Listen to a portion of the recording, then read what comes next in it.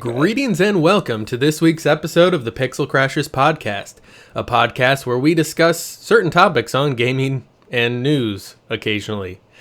I am Angelus de Mortiel, together with Kev the Gamer, who is a console peasant, Xaiphen, I am hiding in the dark. Deathshroud09, who doesn't even play video games anymore. It has extra arms growing out of his neck. Apparently so. And our guest this week is the king of indies himself, NickodemusX. What is going on? It's good to be back. Finally, after what, like a month, 2 months of dancing around? Yeah, the back and forth. It started with Kev. It all started with Kev. It's all Kev's fault, really. Yeah, I always successfully blame it on Kev. Bask in my glory. I blame everything on Kev. That's just the way it is. Fortunately, Kev is recovering nicely from his back injury from carrying his team on Mass Effect so hard a couple days ago. So that's a good thing. Carrying on gold with my level 2 human infiltrator. Yep. Did it all over Morty's stream. Yep. And like I said, he's gonna be talking about that for the next 6 months. That's I didn't bring it up. You did. Yep. No, I'm gonna bring it up because I'm gonna keep. It's my way of saying good job, but at the same time, not letting you get too ego over it. You know. Ego. I wasn't getting ego over it. As the Vanquisher, that comes overpowered as hell. Yep. No, it's the one gun that's balanced in the damn game. Time. It makes me feel like I'm evening out against the overpowered berserkers. Yep. Let's actually turn the light on there. So anyway, aside from Kev carrying the team, so what have you guys been up to? Let's start with Nick. What games have you been playing for I don't know, the past 2 years since you've been on here? Oh my god. You ain't got no games. We gonna start with the past 2 weeks, okay? Because 2 years, man. That's a lot of games. That's a lot of games, man. Because you guys know I'll be out here playing these games, though. I don't care how you play games and Sony ain't got them. Oh, Sony ain't got no games? Sony doesn't have any games, no. Oh, okay. Well, I can name quite a few already, but we're gonna leave that alone, guys, because we all know. No, I'm thinking of Nintendo, not Sony. My bad. Yeah. As he's wearing that Mario shirt, I'm still wanting him to cover that up. No, that's a PC game. I play it on my emulator. It's a PC game. That's not right, Kev. That's just not right. So Nick, what's been going on? Oh man, I've been games I've been playing. Right now, actually, I'm playing while we're talking. I promise I can multitask. Playing a game called Wonder Boy right now, The Dragon's Trap, which just came out. So it's actually a remake of a game called Wonder Boy 3 from back in the day, from Sega Genesis or Sega Master System, whatever you want to call it. Mm-hmm. And so they remade it, and it's absolutely beautiful. I'm having a great time with it. I love games like this, side-scrolling action-adventure type of game. So it's like my favorite type of genre, man. So I've been enjoying it.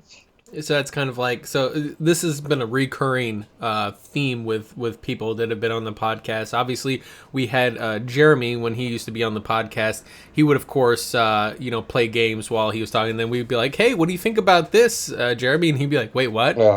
Exactly. And then I play Mario Run on my tablet. And then we had Joe? He would be browsing Reddit and reading Reddit, and then we just hear him randomly chuckle. I do that constantly on the show. I'll be on Twitter, on Reddit, on Facebook. The best part was he would just start laughing. He would just start laughing for no reason, and then we'd be like, "What? Oh, I'm just reading this Reddit." Yeah, right now I'm doing something that don't take much concentration. Though I'm doing a little farming. I'm trying to get my coins up in this game so I can buy stronger armor and stuff. So if you were on PC, they have a mod for that. That way we do it while you're sleeping. How do you know they have a mod for this on Wonder Boy, Kev? You don't even know what Wonder Boy is.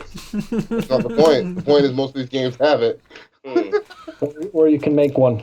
Kev is just trying to be elitist over here when we know that he spends most of his time on consoles anyway. Only because I think proper matchmaking to Halo. Uh-huh. Oh, hey, before I move on, I got to preach the gospel to you guys. There's a game. Ladies and gentlemen, today there is a game called Nier Automata that is out right now. Mm-hmm. That every podcast that I'm on, I have to tell everybody to go buy this game, give this game a chance, because that's the main game I've been playing, guys. I played it and beat it about 5 times already. Our Discord server has been blown. Well, I think it was Joe was mainly our acolyte of Nier. Oh, Joe is. See, Yeah. I always did like Joe, man. Like I miss Joe. I miss him, man. I miss that man. Looks interesting. I just want to catch it for $20 on a Steam sale. No, fam. You're gonna catch it for $40. That's what you're gonna do. Okay, you're not gonna wait till it gets down to $20. You're not gonna disrespect Nier like that, man. Okay. That is spoken like a console player right there. It's okay. I can get it on G2A.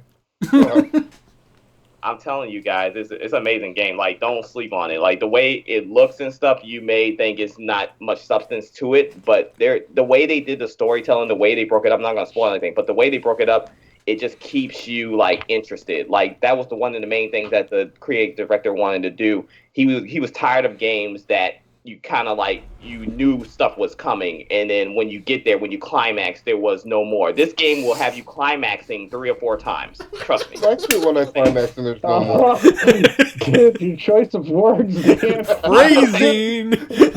Say it, man. Hey, so you guys liked it like that. What kind of game is this now? I kind of feel like this might be one of those games that's rated AO for adults only. Yo, I'm saying, man, they do got some. Don't close your eyes. We don't want to get pink eye. They do got some nice eye candy in the game, but you're gonna get past like the first playthrough. You'll be past that. You won't even be worried about that no more after the first playthrough. Trust me. So there's can you bang? Because I'm still playing Mass Effect Andromeda. You can bang in Mass Effect Andromeda. Is bang in Miranda this game? Anybody like Miranda in Mass Effect Andromeda? Anybody like Miranda? What about her? All that I ever saw of Miranda was her ass, so I'm not really sure what she looks like. Yeah, I was gonna say she has four ass slightly less depth. The best part of waking up is ass in your face. Miranda's ass in your face. I'm just saying. So. and BioWare apparently agreed with Miranda that. Actually has that much ass. The Australian model she's based on, she's bad though, but she don't have that much ass. God damn, I can't say her name. The chick that was in Chuck. She was in Chuck, and she's actually kind of she is actually a good actress. But yeah, that character model was definitely was there for eye candy in that game. Let's be honest. I'm mad that they messed up Sarah Ryder because the character model for Sarah Ryder isn't bad looking. And here we go. Gorgeous girl, but she's not bad looking. But Sarah Ryder just looks bad. Mm-hmm. Whereas Scott Ryder, like I hear all these girls. I'm not convinced, so I'm not touching that. I'm just saying when you compare the models, the face models, to the actual character, Scott Ryder looks like his face model. Sarah Ryder is like, who the fuck is this based off of? Like, it's just kind of like someone sneezed while they were designing the face. But I to be frankly honest, where I kind of really look at it is, Nier was definitely an interest. It's one of those games that comes out that does something different. Yep. It actually tries to not just do, we want to have an open world third person action RPG. Every fucking buddy and their grandmother has an open world third person action adventure game. That's generalizing. Mass Effect Andromeda, Ghost Recon Wildlands. Yep. No, I was thinking of the other one. Horizon Zero Dawn. Deus Ex. Yep. Dragon Age Inquisition. Fallout 4, Fallout 3. I think a lot of publishers thought that was the way they had to succeed, like to make an open world RPG game. They saw certain select games very successful with it, and they just started copying and pasting. I'm going to be like you, you're going to be like me, and then I'm going to be like you again. Honestly, we're the Ubisoft money. We're gonna be getting to that. Okay, I don't want to get too far into the actual main topic. Because this is actually tying in. For a minute. This is gonna be tying in. I'm depressed about the Division. Yeah, we're going to here though. Ubisoft knows the formula to make it a good MMO, and they fucked it up. Of course they did. Yep. For the love of money. For the love of money. Yep. And there's 3 a real MMO and maybe less bullet spongy. It might have actually been really good. Yeah. No, I agree. It had potential. So Kev. So you've been just console peasanting for the past forever. You know, you just can't get away from. Well, you know, besides carrying you on Mass Effect, Once you were right, he's going to be talking about that for the next 3 years. Yep. And stealing Xaiphen's kills. Yeah, take it back. It's not going to be next 6 months. Xaiphen was right. It's going to be the next 6 years. Yeah. Well, it's been about how long I've been stealing your kills, so it's okay. Yeah, you want to think that, buddy. You go right ahead. I just realized Xaiphen is here. Xaiphen, you are the man. Hi. Very helpful. I was bragging about Xaiphen to my wife. Okay, why? You want to hear this real quick? Oh God! When I joined you guys' Discord community and stuff, and I said I need help, dude, Xaiphen jumped on it. Kev jumped on it. Everybody jumped on it, right? But Xaiphen, he really went out his way to, help me to get this build that I'm building right now. And I was telling my wife, I'm like, you don't get that in the console community at all. Like, you don't get that like you do in the PC community. So I was like, I'm gonna go ahead and ease my way on into this. I definitely appreciate that, Oh yeah, that's where the glory comes in. Go to PC Master Race and say, "Hey, my shit's fucked up," and watch that shit come on the front page in 20 minutes. Yeah, like people. That's a community. No, don't get me wrong. You got trolls in there that will be like, if someone will say, "Hey, get an RX 480," and they'll be like, "Fuck him," right? You're gonna have those people. Other way around, both ways. These communities, this guy's like, I'm gonna buy this low cost Intel build. I want this computer done by next week, and this was a few months ago. Like, there's half a dozen people jumping on there waiting for AMD Ryzen. Wait for Ryzen. Like hashtag wait for Ryzen. If he wants it next week, why wait for Ryzen? Why wait for Ryzen? Yeah. And then Ryzen comes out, and it's like, you find the same amount of closed-minded people. Just some are more vocal than others. Yeah. I don't think it's as bad as the console community, though. Yeah, the console community.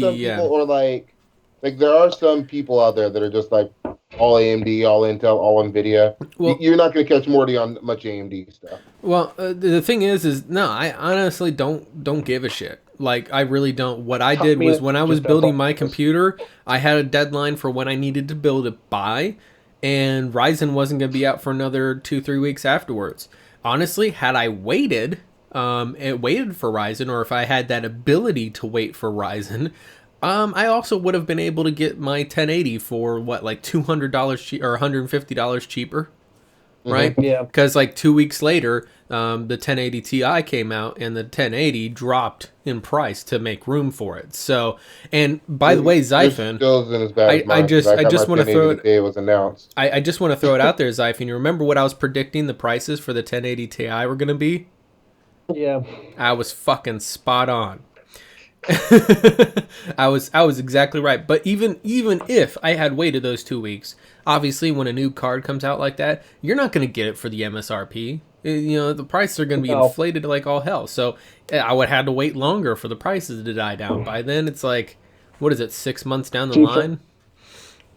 For me, I'll be looking at Vega. Not out of waiting, it's just timing, because I don't have a choice on waiting.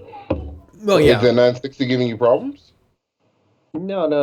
I have a projected plan on upgrade path that's going to come first, because I have a rather immense project I'm going to be undertaking, and it's not just going to be resolution related.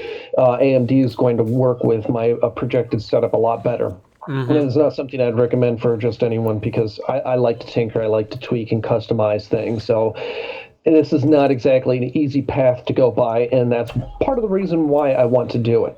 Because I'm going to have a Linux bare-bones system, and Windows is going to be in a virtual machine for my gaming, and then everything else will run through the Linux. Yeah, and AMD is going to work a lot better for that. Damn, this is that moment when we need Osiris in here. Tell us to shut up. No. Oh, Cats. Cats is like, talk about games. Yeah, no. Osiris would come in here and have something to say about that, because he's our resident Linux junkie. But why am I not seeing what Cats is saying? That's weird. Oh, is Cats in the chat? I watch it on YouTube. Yeah, no, that's what I was saying. I'm looking at both, and I didn't see it on there. So apparently, Cats is not saying anything good. But yeah, so yeah. Shout out to Cats too, because we got him on Mass Effect last night. Right? Cats has ascended. He has officially. Well, he's finally playing that damn PC that he's had for 2 years. Yeah. Yeah, he's had it. We could not pull him off that damn Xbox. Mm-hmm. And he still and he was like he was. The last time I saw him, we tried to get him on Overwatch, and he was having issues getting his controller to work on it, and he just kind of gave up. He's like, "Yeah, back to console." That's what he does. If it does, like he did that with when he first got it, we were trying to get him on Battlefield 4, and he got destroyed with his controller. Then he tried Overwatch. It didn't play nice at first. Went back to console. I think he'll do okay with Mass Effect. Yeah, but then the problem is the damn TG nonsense. The Battlefield 1. Oh, that clan they're in? Yeah, that clan that they've got going for Battlefield 1, which I of course find hilarious because it's like, wait, there's teamwork in Battlefield? I thought, that's like There can be. That's when it's the most fun. Little did you know. It's me making a jab at the fact that they're not really largely the community is every man for himself, right? It's the same thing as Call of Duty, and so it's like, wait, ouch. That's why I don't play multiplayer. I wouldn't go that far. Yeah, one of the reasons. Multiplayer is not the same as PvP. Yeah, PvP is really where you get that kind of that really because people. That's what I mean. PvP. Yeah, that's why I tend to stick to co-op. And there's some it depends. Yeah. Some is set up more tactical than it is individual. That's why I'm really salty. I'm still fucking salty, and I will keep bringing this shit up. Ghost Recon Phantoms. Damn, I'm salty that game really never took off because it came out before multiplayer only PvP games. Like, Titanfall and Evolve were kind of the what do you want to call them? They were the experiments. They were kind of the guys that were going to fail, but they kind of opened up the market, right? Mm-hmm. And then which is kind of disrespectful to Counter-Strike. No, Counter-Strike has been around for a while, but the thing is it's built up on an esports community. So unless you build up a game on an esports community, it's not really going to have much of a lifespan. It's the same thing with Overwatch. Overwatch is largely built on an esports community, and so therefore it's going to have a longer lifespan to it. Yeah, that's all the PvP games out. All of them are trying to be esports now, I think, except Battlefield. Yeah, and I feel like Ghost Recon Phantoms, multiplayer-only game, it was actually amazing. It was how I wanted Ghost Recon Wildlands to feel for the sake of and I mean that as in the sake of its gunplay and how it felt, and it really didn't. But no, like that was a PvP game where you had to fucking work as a team. If you didn't, you got punished hard. You try to run and gun, you're getting gunned down in a heartbeat. Like you're not gonna live. So. Overwatch can be that way, but most of the time it's not. Nah, most of the time you got one fucking Genji, Canada, who just runs around and kills everything, and then loses one hit point of health. I need healing. As a tank man, I have no idea what you're talking about. As a support, I bomb all the things. As a support main, that was literally all I was fucking doing. Fucking Genji, I need healing. Fuck off, Genji, you don't. Go heal your damn self.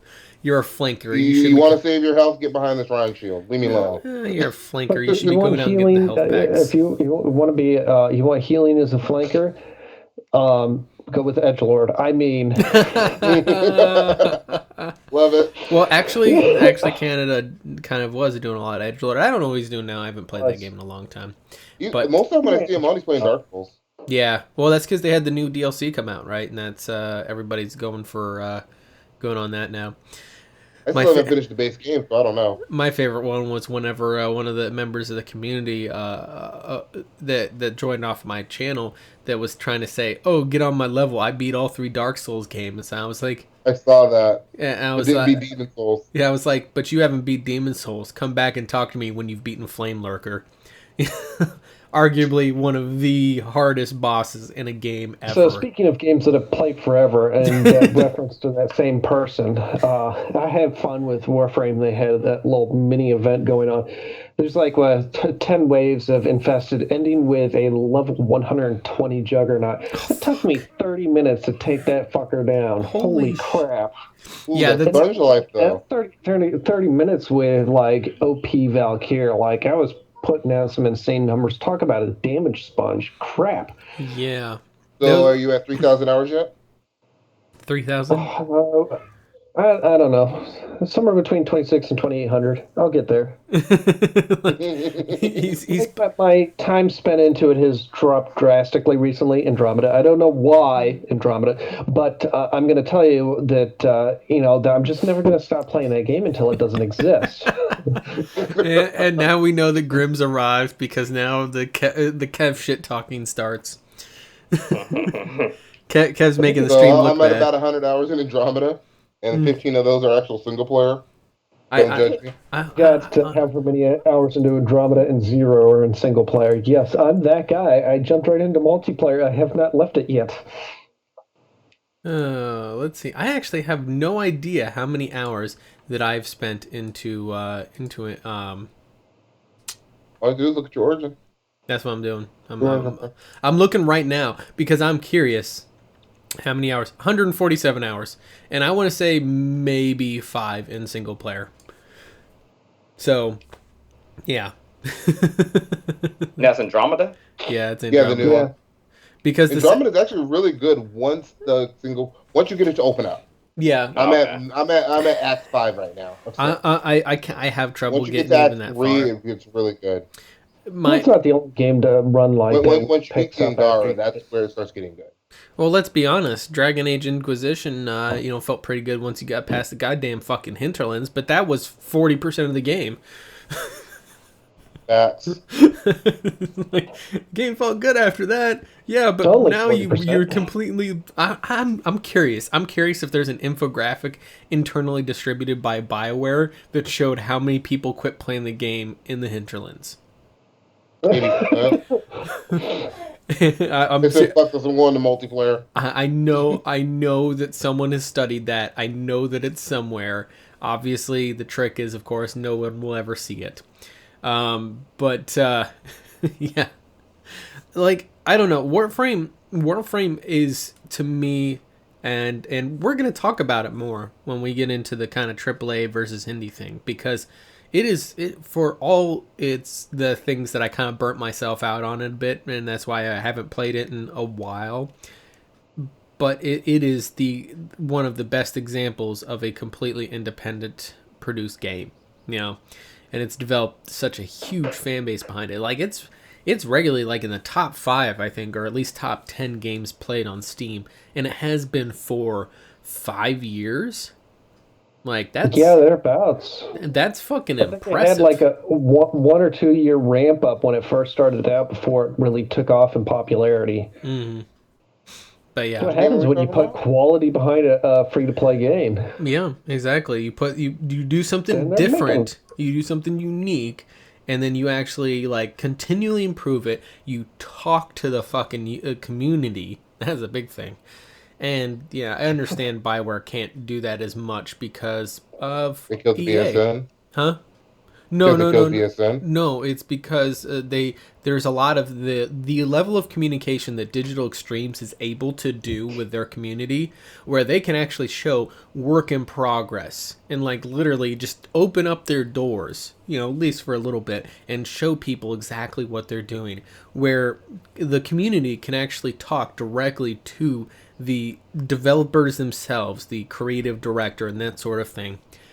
It's largely because they're independent, right? There's no EA looming over their head. They're not a publicly traded company like EA. A lot of what EA is doing is not just because EA is evil. It's because they're publicly traded and therefore regulated by the SEC.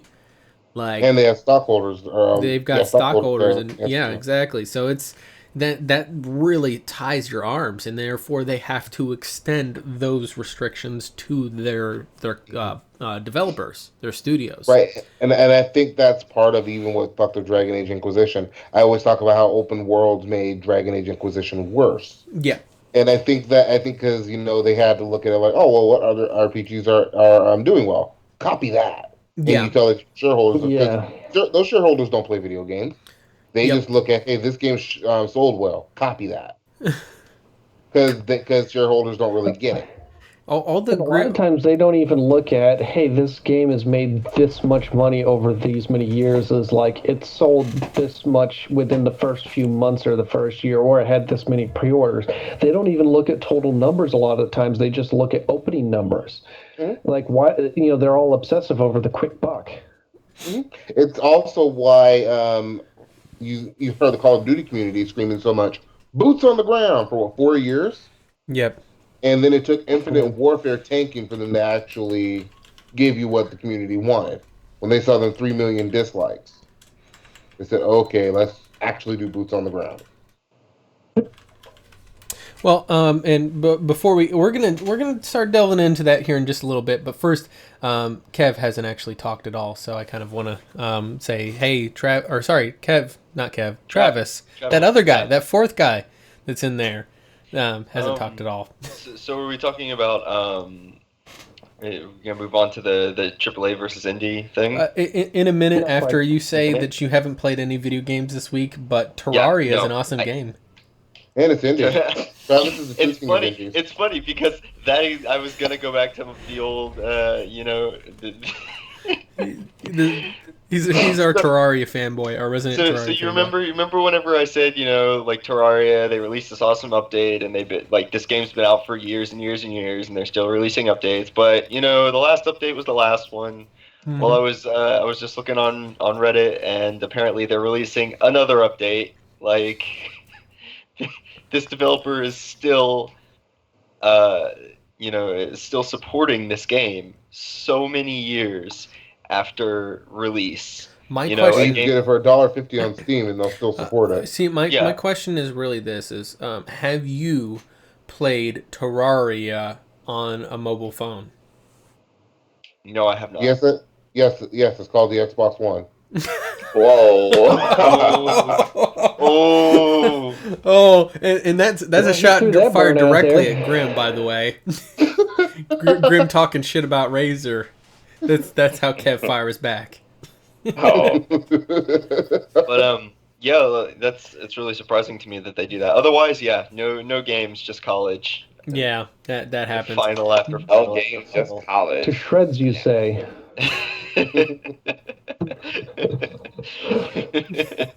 How's your social life holding up? Yes. To shreds, you say. To shreds, you say. Yeah, that is right, Grim. Travis is still all about Dota, but he tends to be more spectatory in Dota. He actually plays Terraria. because Travis, as I realized, You can't devote as much time to Dota as you need when you're in college without sacrificing grades. I've seen many people go into League and Dota and be like, oh, yeah, like I'm going to keep up my skills, and then their grades tank. I wasn't going to be that guy. Yep, absolutely. Well, I mean, basically what you're saying is if you go to school, have a job, have kids, have anything besides Dota, you're fucked. Yeah, that's actually pretty accurate. Yeah, if you need to eat during the day and you play Dota, you have to make a choice. You need to get an NG tube for that. It sounds funny when you say it, but that's actually true. That's sad. It's pretty bad. It's true. Yeah. And this is why I'd rather play CS:GO. You gotta understand the amount of time and dedication that pro Dota players put into their stuff. It is a full-time job for them. Not even a joke. It is more than a full-time job. It is in Asia, like the Chinese teams, they will spend 11, 12, 13 hours a day every day just playing Dota. I can't imagine. Wow. And then they spend the other 13 hours a day doing build guides for Dota. Are you trying to make a joke there, Kev? No. Because a certain person He's has just really really high quality and really unique build guides that they make for a game that they spend a lot of time playing. No, I was making fun of the people who find an extra 2 hours in the day to play Dota. What? However, if the shoe fits. Anyway, we'll kind of go ahead and get on our major topic here, and we've kind of hinted like there is this underlying current of a lot of stuff we talk about that's, you know, you often hear indie and AAA thrown around. Here's the first thing though that we're gonna kind of tackle in here, because this is a question without an actual answer. What makes a AAA game? What is a AAA game? And we'll start with Xaiphen on there. Xaiphen, what do you think makes a AAA game? What now? Here's this is an interesting question right here. What I feel should make it, or what I understand does make it a AAA game. I'd like you to narrow the question. What does make a AAA game? Not what do you think? Publishing. Straight out publishing. Unravel had a publisher. What I know of makes a AAA game is publishing and marketing. If it's a major publisher with a lot of heavy marketing behind it, that's what makes it a AAA title, not necessarily quality, as we've experienced. Yes. See, my counter argument to that though is Telltale. Telltale is a major publisher. They are one of the top 10 biggest publishers in the country right now. All right, I'll make a correction then. Not necessarily a major publisher. It may also be major publisher, major studio. Mm-hmm. Well, no, that doesn't even necessarily completely apply either. I think it's just marketing. Travis, what do you think makes a AAA game? What is the defining term of his camera being frozen? Uh-oh. And there he went. Fatality. Dropped right out of the call. As soon as you put that question on him. Man, I guess put that evil on him. I guess that was too much. You gonna pay attention to me? He couldn't handle the pressure. It was too much. It was just too much. All right, so moving on then. Nick, what do you think makes an actual AAA thing? God damn it! It fucked up all the cameras. What makes a AAA game? It's a game that is published by I don't know. It's tricky though, man. It's tricky, but it's a game that is published by a big publisher, and it has a big budget. And the tricky part about that is, what is the definition of a big budget? It's like, what is there like a scale? Is it like, okay, if you have like $1 million budget and above, that's AAA. If you got $5 million above, that's AAA, and less than that is not AAA. It's kind of tricky, and that's what I get confused about when it comes to what is a AAA. Because, like you guys said, it doesn't really have anything to do with quality, because that's been proven. So it's really all about like the money, like the financial backing to me. Mm-hmm. Like, as far as the budget for the game goes, how much money is being put into the game. So yeah, it's tricky though. I don't know. But that's my thing. It's really all around the money. It's the financial backing. Yeah. How much is it? Yeah. Kev. To piggyback kind of on what Okay, Nick now says, we're moving on. I'm just kidding. Go ahead. I think Nick's right on the money. I would say more so though toward marketing budget, and I think about it kind of like the summer blockbuster movies. And that's kind of how you treat the games. Of course, the big games come out in the fall, as opposed to the summer. But it's the same kind of attitude where we put all of our money into it, we put all of our eggs into this one basket to make this big, extravagant game, with tons of marketing, tons of hype, and usually it has to do more with more graphics, bigger is better, kind of attitude, I guess.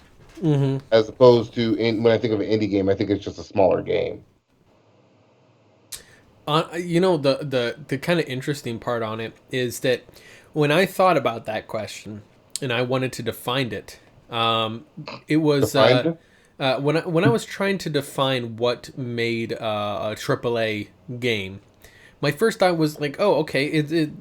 I went to the answer of, okay, yeah, it's probably the publisher, right? And I was like, well, what about the publisher? And I was like, well, most commonly we see AAA games come from multi-studio publishers like EA, like Activision, like Bethesda, these publishers that have multiple studios. But then Ubisoft. Ubisoft does have multiple, I guess they do have multiple studios, but most of their AAA budget stuff comes out of their own studio, right? It's all in-house. And you don't really hear about their other studios so much, and I don't really know if I'm trying to remember if there are any, other than... I mean, they have the one, like, the studio that did Grow Home. And then there was the World War I side-scroller. I can't think of what the game is called. Yeah, I like I said, it's been tough for me to actually peg down if they even have multiple studios, because I just can't remember. They do. These like Ubisoft, Quebec, Montreal, and there was another one that I know of. But they do have several studios. But yeah, so they do have a multi-studio publisher is publishing the game. If you look at, for example, what I usually define as indie, and this is where I can kind of, I guess you could say, help define AAA by defining what is indie.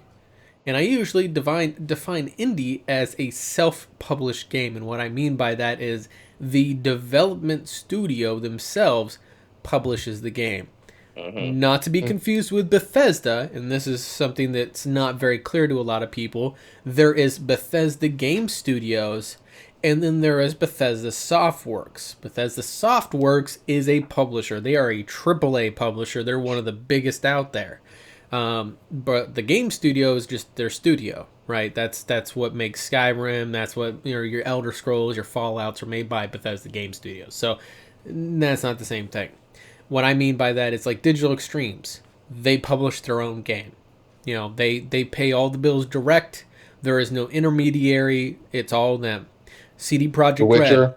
Yep, CD Projekt Red. They publish their own games. It's all them. And so kind of the way I look at it is where you have a segregate publisher that has multiple studios under it is what I define as a AAA publisher. And the games that are produced under that, therefore, are AAA games. That's where it gets tricky. Well, see, here's the thing. It's like we were talking before the podcast about Unravel, right? Unravel appears from the style of the game like it's an indie game, but it's not an indie game. It's published by EA. It is a AAA game. And that's where I go back to the small budget, and that's the smaller games, budget titles. But here's the thing: the game is not independently published. That's the key. Indie game means independently published. They are not signed to a major publisher. That's what makes a AAA game versus... Well, okay, so AAA, that's the part where things get really gray, right? Is there a AA? Is there a single A? Is it literally only AAA or indie? Is there any in between? That's the part that we never hear about. And I think that there's been a lot of people that have been talking about the whole AA kind of style of producing games where it's not crazy big budget, but it's more focused directly on the actual quality of the game and doing something unique. So it's kind of a melding of the minds, right? It's like trying to take the indie approach to development, but with a bit more money behind it. Telltale. Yeah. Telltale, yeah, because Telltale has been rated as one of the best up-and-coming publishers. Everybody just making fun of Kev's Razer setup. Why they make fun of it? Because Kev is like, he arranged his camera to show off his like RGB everything setup, and so now everybody. I didn't want. I got tired of the camera facing my wife's vanity. So I was like, I want to face. So I said I wanted to face it toward my PC. I just happen to have a lot of Razer stuff. Yeah, and he carefully angled the camera so that way everybody could see the lights chasing everywhere, and how much of a Razor fanboy he is. First thing I noticed was the Ninja Turtles, though. I ain't gonna lie. That's the shit that's gold right there. I'm not gonna lie. I just stopped it to show off the darkness. The darkness and my gleamingly extra white, reflective skin. It's called. I'll show this off. This is what I'll show off. Praise Vault Boy. Yeah, except if it's Fallout 4. And Fallout New Vegas is the best Fallout, and it wasn't even made by Bethesda. Yeah, we've already had this debate.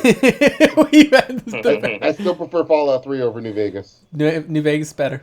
You know what? I've heard you admit that New Vegas was better before, but anytime I said was New Vegas has better writing. Okay. That's what I said. But my problem with New Vegas is I don't like the way they did the mod. Yeah.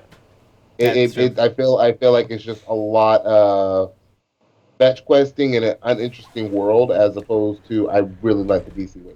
Mm-hmm. And that to me is what sold Fallout 3 with the DC. So and now kind of bringing it back though. My kind of next question on there. So we kind of see you guys can kind of see. And by the way, my answer to what makes a AAA game isn't canon. It's not dictionary definition. It's just the way I view it. It's just the way I view it. This is how I've defined it. Right, independent publishing versus non-independent publishing. That's the way that I've had to define it because there is no answer. Right. No, I think your way is better than the ways that I've seen previously was like the monetary portion, the budget portion. However, given new avenues of funding, you can have a highly funded indie game or independent game. But you can that doesn't make it a AAA, right? It can still be independent. Yeah, that's what we were talking about though too. Is like what is the definition of highly funded? That's where my hang up is. Like what's the number at? Where does it start? Yeah. That's where my hang up always is at. Yeah. And that's look at a lot of people from our point of view, multi-million-dollar budget. That seems like a lot of money. But if a lot of publishers consider, like, say, a $5 million budget, not a lot of money. But let's talk about budget. Let's talk about budget really quick. And this kind of ties into my next question of what would make AAA development worth it, right? So my first thing on here is to point out, as much as I've jived on the game and made fun of it in the past. Star Citizen is an indie game with a $147 million budget, one of the largest budgets ever for a game. It rivals GTA 5. It rivals SOTOR's continual budget because SOTOR, when it first launched, it only had $30 million, but now over the years it's been around, it's spent like 200 or something like that. So it's rivaling those games, and it is an indie game. It is crowdfunded indie game. $147 million. Is that AAA? Oh wow! So okay, that's great. That makes me think. So is indie more about ownership? That's where I'm at. Independently published. I see it as regardless of budget. Is it more about ownership? Yeah, and that's where I'm at. If it's published by one of the top dogs, these multi-studio publishers, right? Your EA, Ubisoft, Bethesda. Those guys, if they're Microsoft. Writing the checks, if they're the ones writing the checks, it's a AAA game. If they're not, if the developer is publishing it themselves, then it's independent. It's indie. So that brings up the question of do you either die as an indie dev or live long enough to see yourself become a publisher? Yeah, right. And that's Bethesda, right? That's Bethesda, hands down, right there. That's the story of Bethesda. As they started off as a little indie dev making these games, but everybody was an indie dev back in that day, right? That we're talking late 80s, early 90s. Everybody was their own publisher.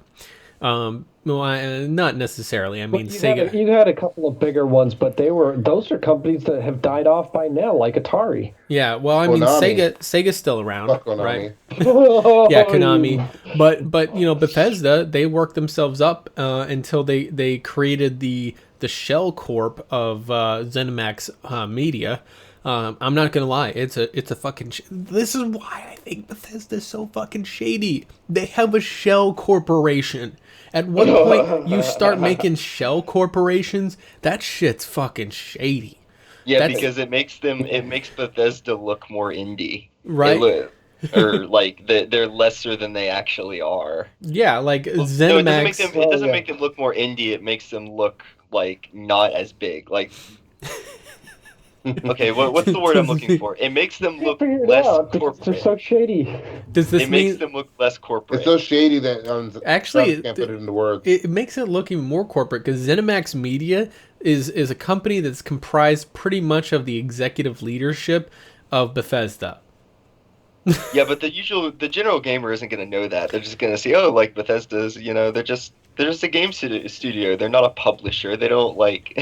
Yeah, exactly, and I feel like that's a deliberate confusion. If anything goes wrong with the game, they'd be like, oh, ZeniMax made them do it. Yeah.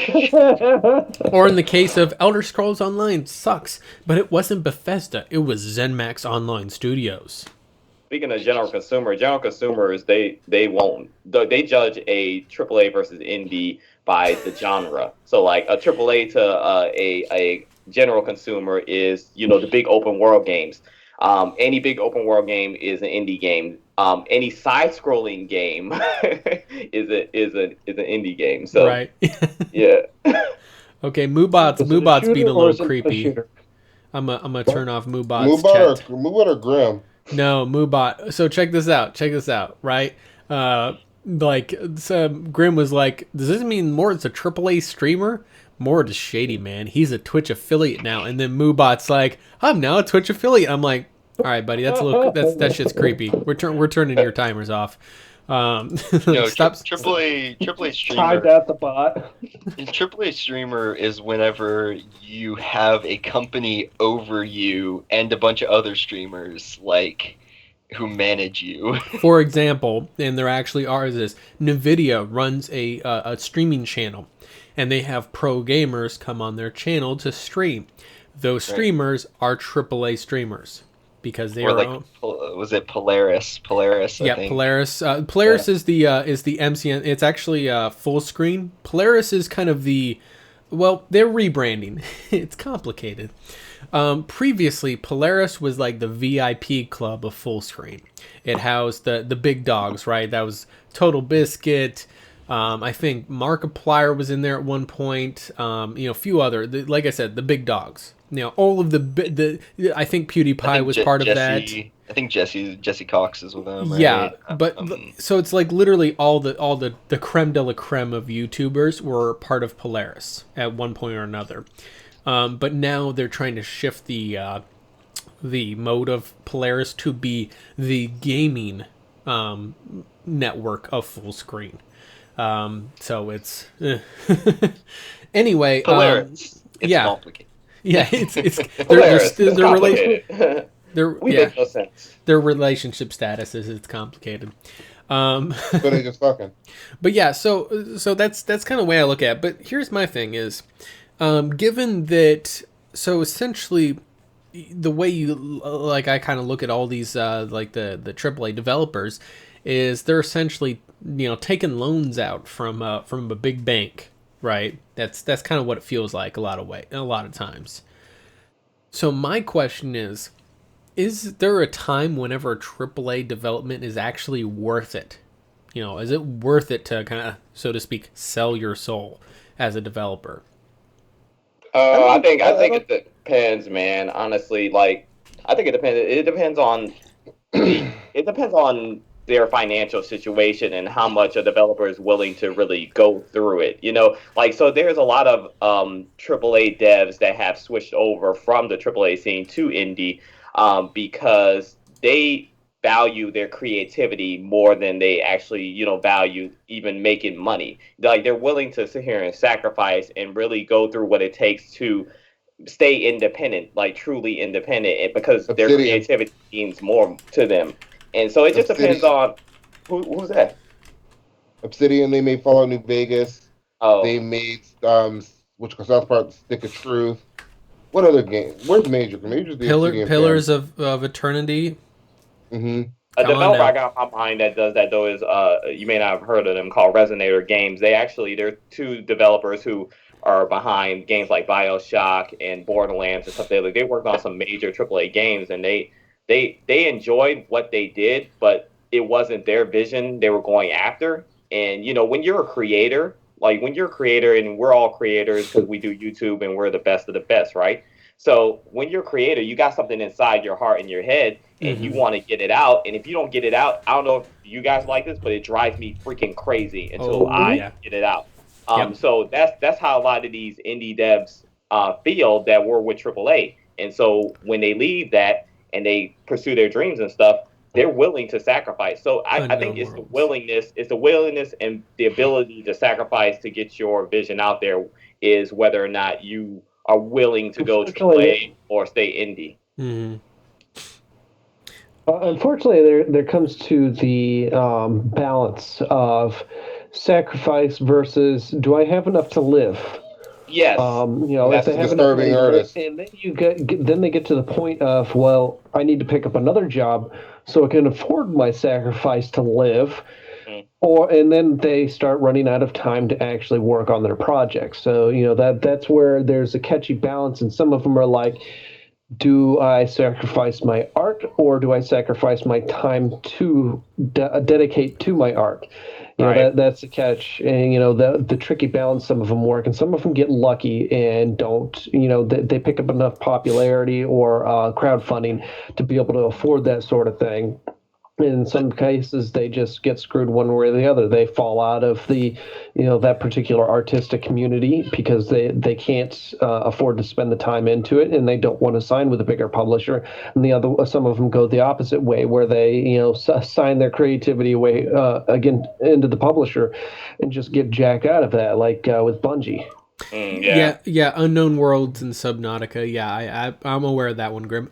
So another example would be someone who not necessarily making a game per se, but the TES Renewal project, which is it's a multi-team project of people literally across the world that are for free volunteers, are essentially, when I say remaster, I mean remaster Morrowind and Oblivion.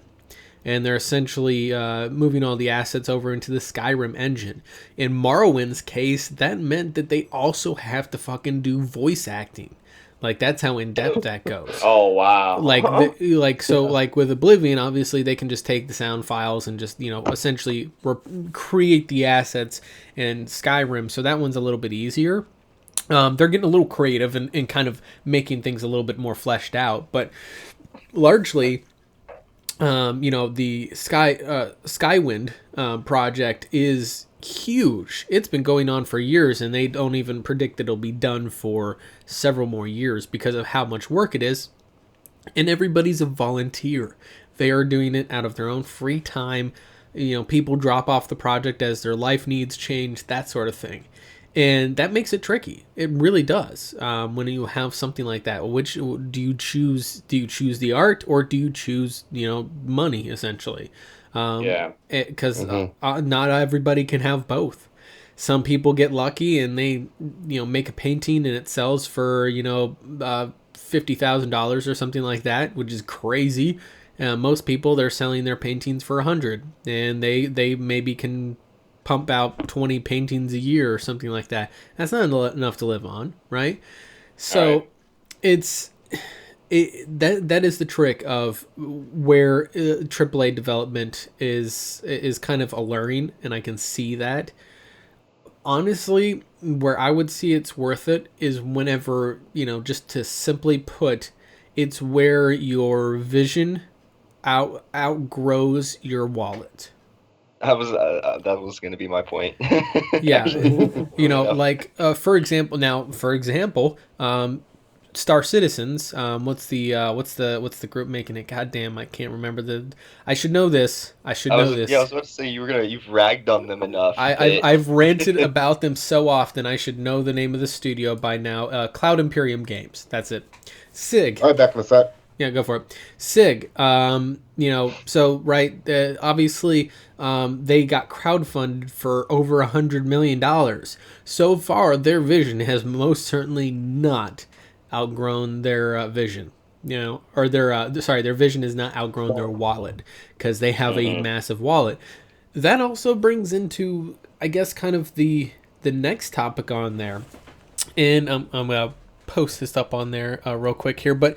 Do you guys think, with kind of the advent of crowdfunding, do you guys think that AAA development really has a place anymore?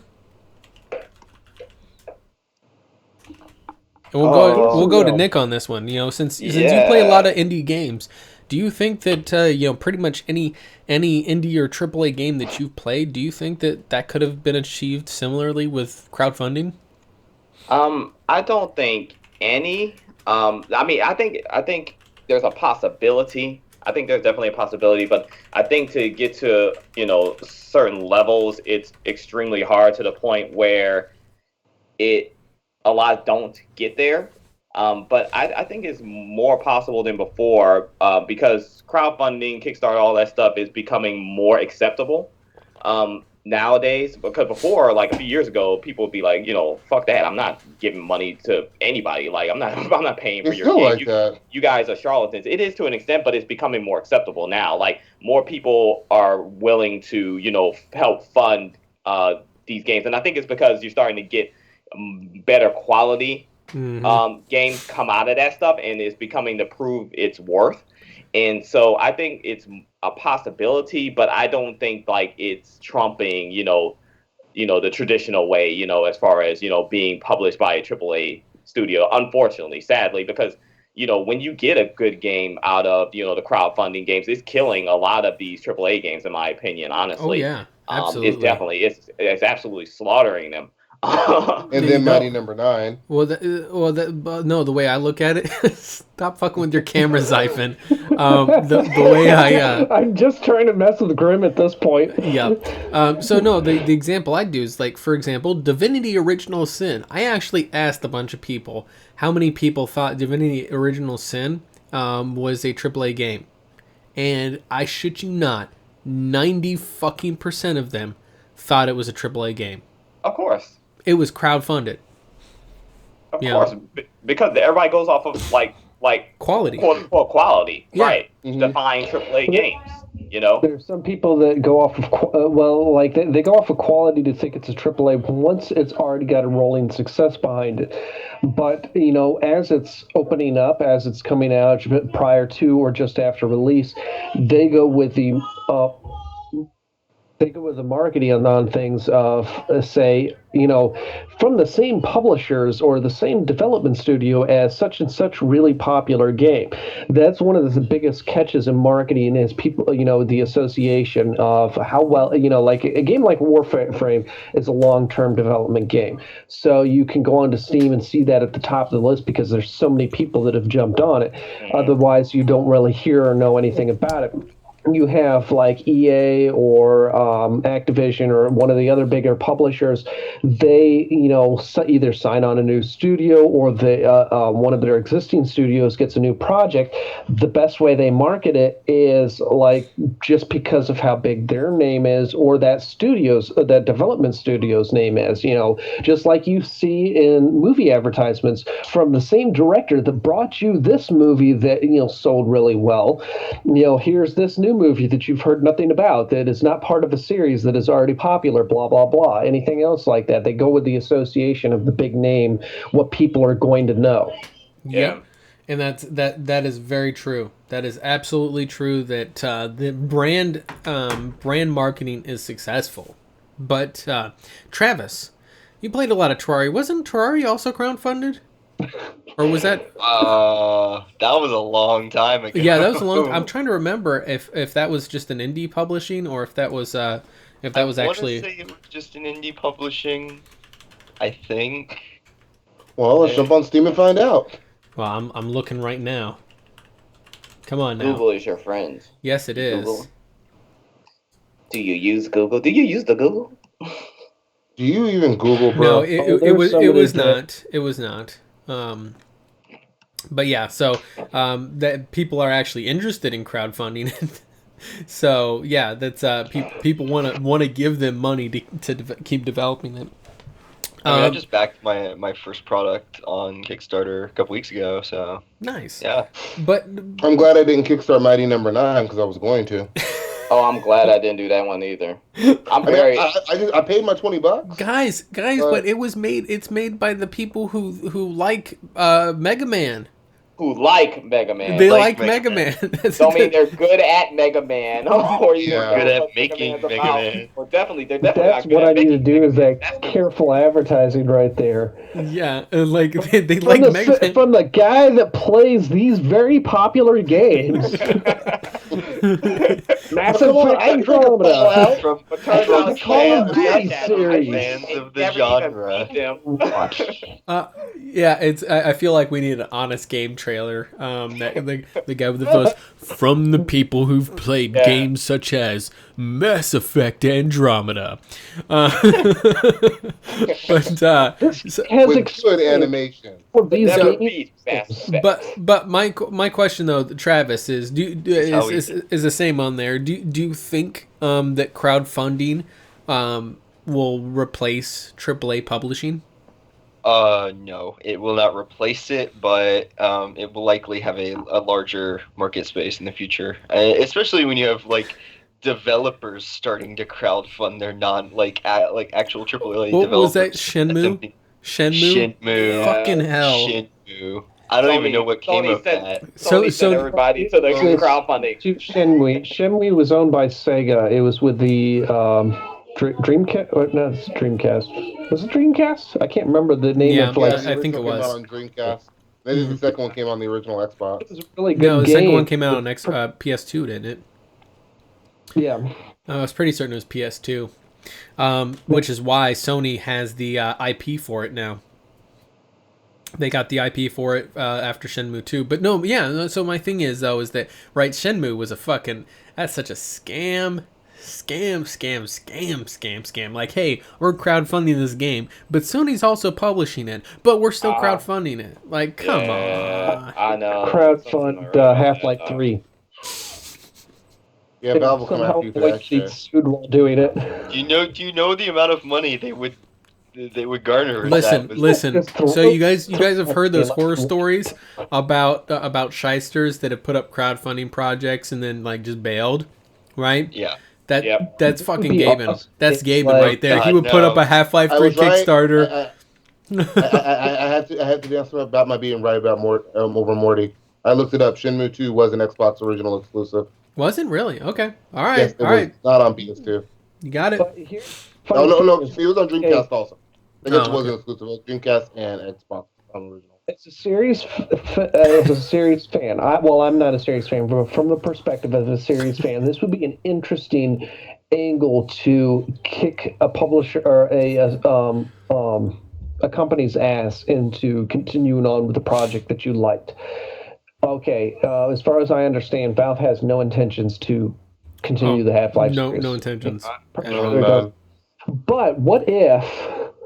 Now, here's the thing: is the company's big enough, this would likely go nowhere, but it would be interesting to see how it turned around and what would become of it if the right publicity angle was pushed on them.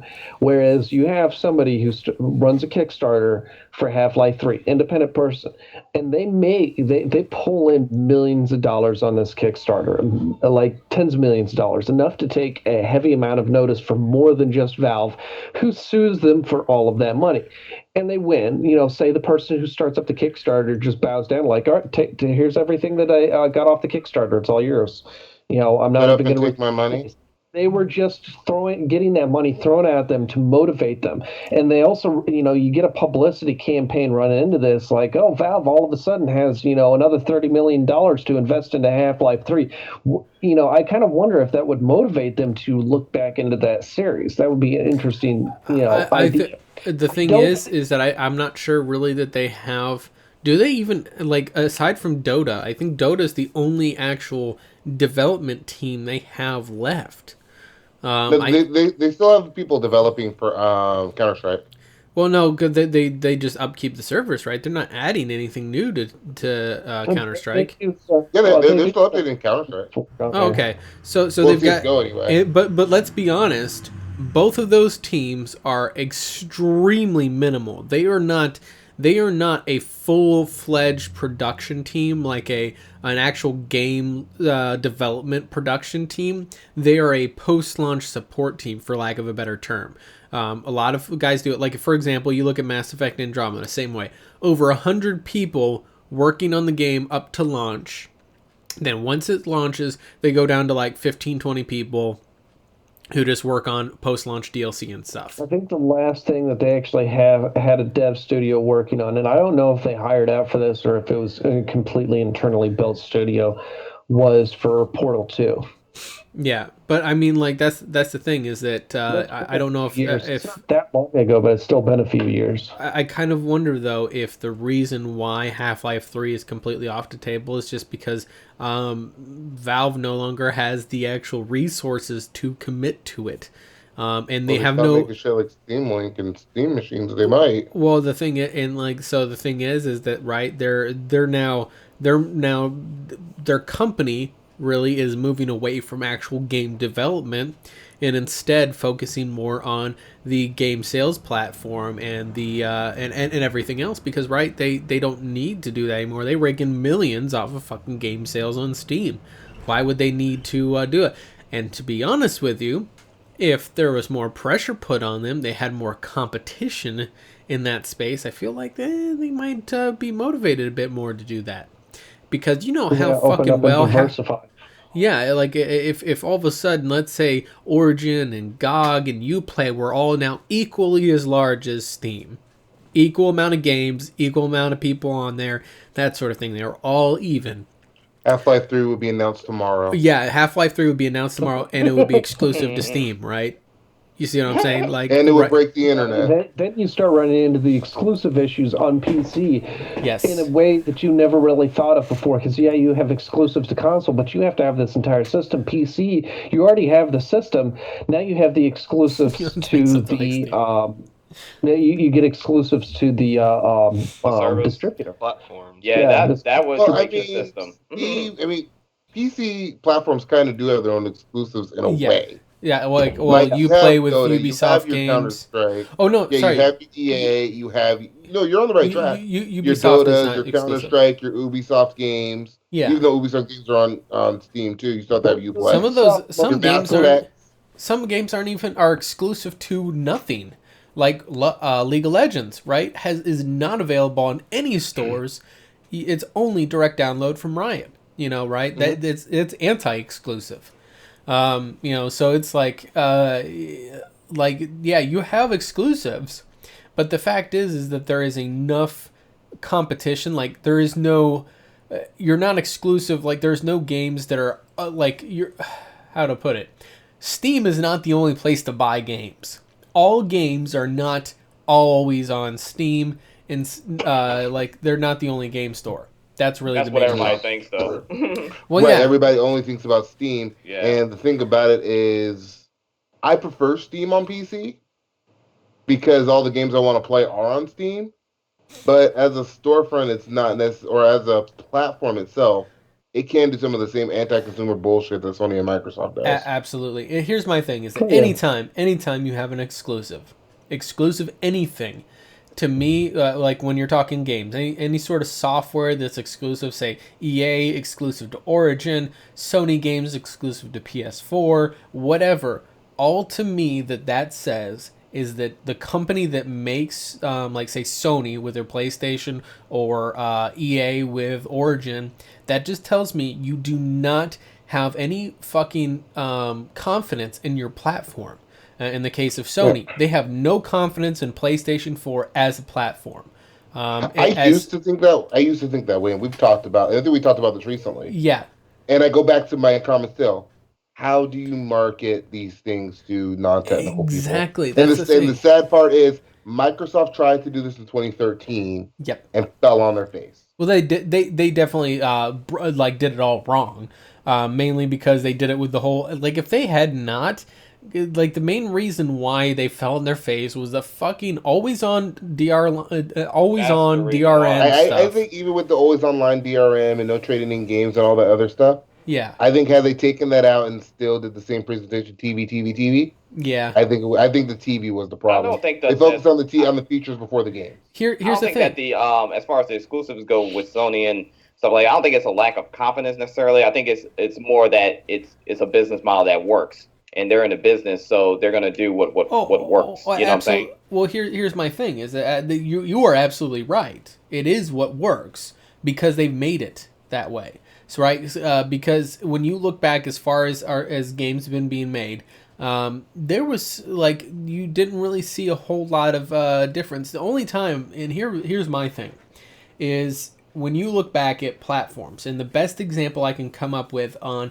competing platforms that actually differentiated themselves was the Nintendo Game Boy versus the Sega Game Gear. Some of you guys may be too young to remember that. Travis. I remember Game Gear. The Game original. Gear shit on the Game Boy in terms of it had full color. Yeah. Frame rates were better, graphics I were played an better. original Game Boy. The original Game Boy and the Game Gear. Nomad? Yeah, The- yeah. The Game Gear original was Game fire. Yeah. Well, no, my thing is that when you looked at those, so Game Boy actually sold better, by the way, because people like the games a lot more. But here's the thing, is that when you looked at it, you had a clearly different approach to the form factor, to the to the way the games were presented. Like you said, Game Gear was full color, better resolution, which, by the way, better resolution was, what was it, 320 by 120 pixels? Wow. Yeah, But it was a versus better. 10 And by I didn't say 10. resolution. I said it had a better frame rate. It's like the game. I remember playing. My uncle, I have an uncle 7 months older than me. Had a Game Gear. I had the original Game Boy. We would swap back and forth. The Game Gear shit on the game. Yeah, it looked better, but here's the thing: is that they took two different approaches, right? So Game Boy kind of went with these really, like Tetris, for example, these super addicting, really accessible games that a lot of people love to play. Its form factor, I guess, was something I don't really know if that's good or bad, but they took two different approaches to the mobile gaming market, right? And then now, when you look at it, and here's my problem with the kind of model that they've built up based on exclusive games, is that at this point, there's very little effort being put into, or there was, excuse me, let me rephrase this, there was very little effort being put into the actual hardware platform. If you look at, most of it was kind of just aesthetics. So if you look at PS2 versus Xbox, PS3 versus Xbox 360, the original PS4 versus the Xbox One at launch, there wasn't, like, if you took away the games, you took away every single game for both platforms, what's the difference? Controller? Controller with Sony, I think it has to do with and the the added GUI. features. Well, the added features, I would say specifically the PS2 and the PS3. Remember when it launched, it was like the best and most affordable Blu-ray player on the market. Yep. So there's PS2 something. had a really good DVD player in it too. Yeah. Well, and here's the thing, is that PS2 also had, I guess, so here was another thing on there too, is that most people don't remember, is that the original Xbox, you could actually rip all of your CDs to your Xbox's hard drive and actually listen to them without the CD. Yeah, Right. but And I the counter think- to that is the original Xbox required an additional device purchase to be able to play DVDs. You could not get any DVD movie to start up and run with a controller. You had to have the remote set up for it. Yeah, that's And right. I think there's that is something I say in a way that Sony might have even innovated, where they started this with the original PlayStation, where you were able to use it as a CD player. Yeah. They always gave you that's- that value-added feature to the console. To be honest make it with you, more I think innovative. that's just the side benefit of the medium, right?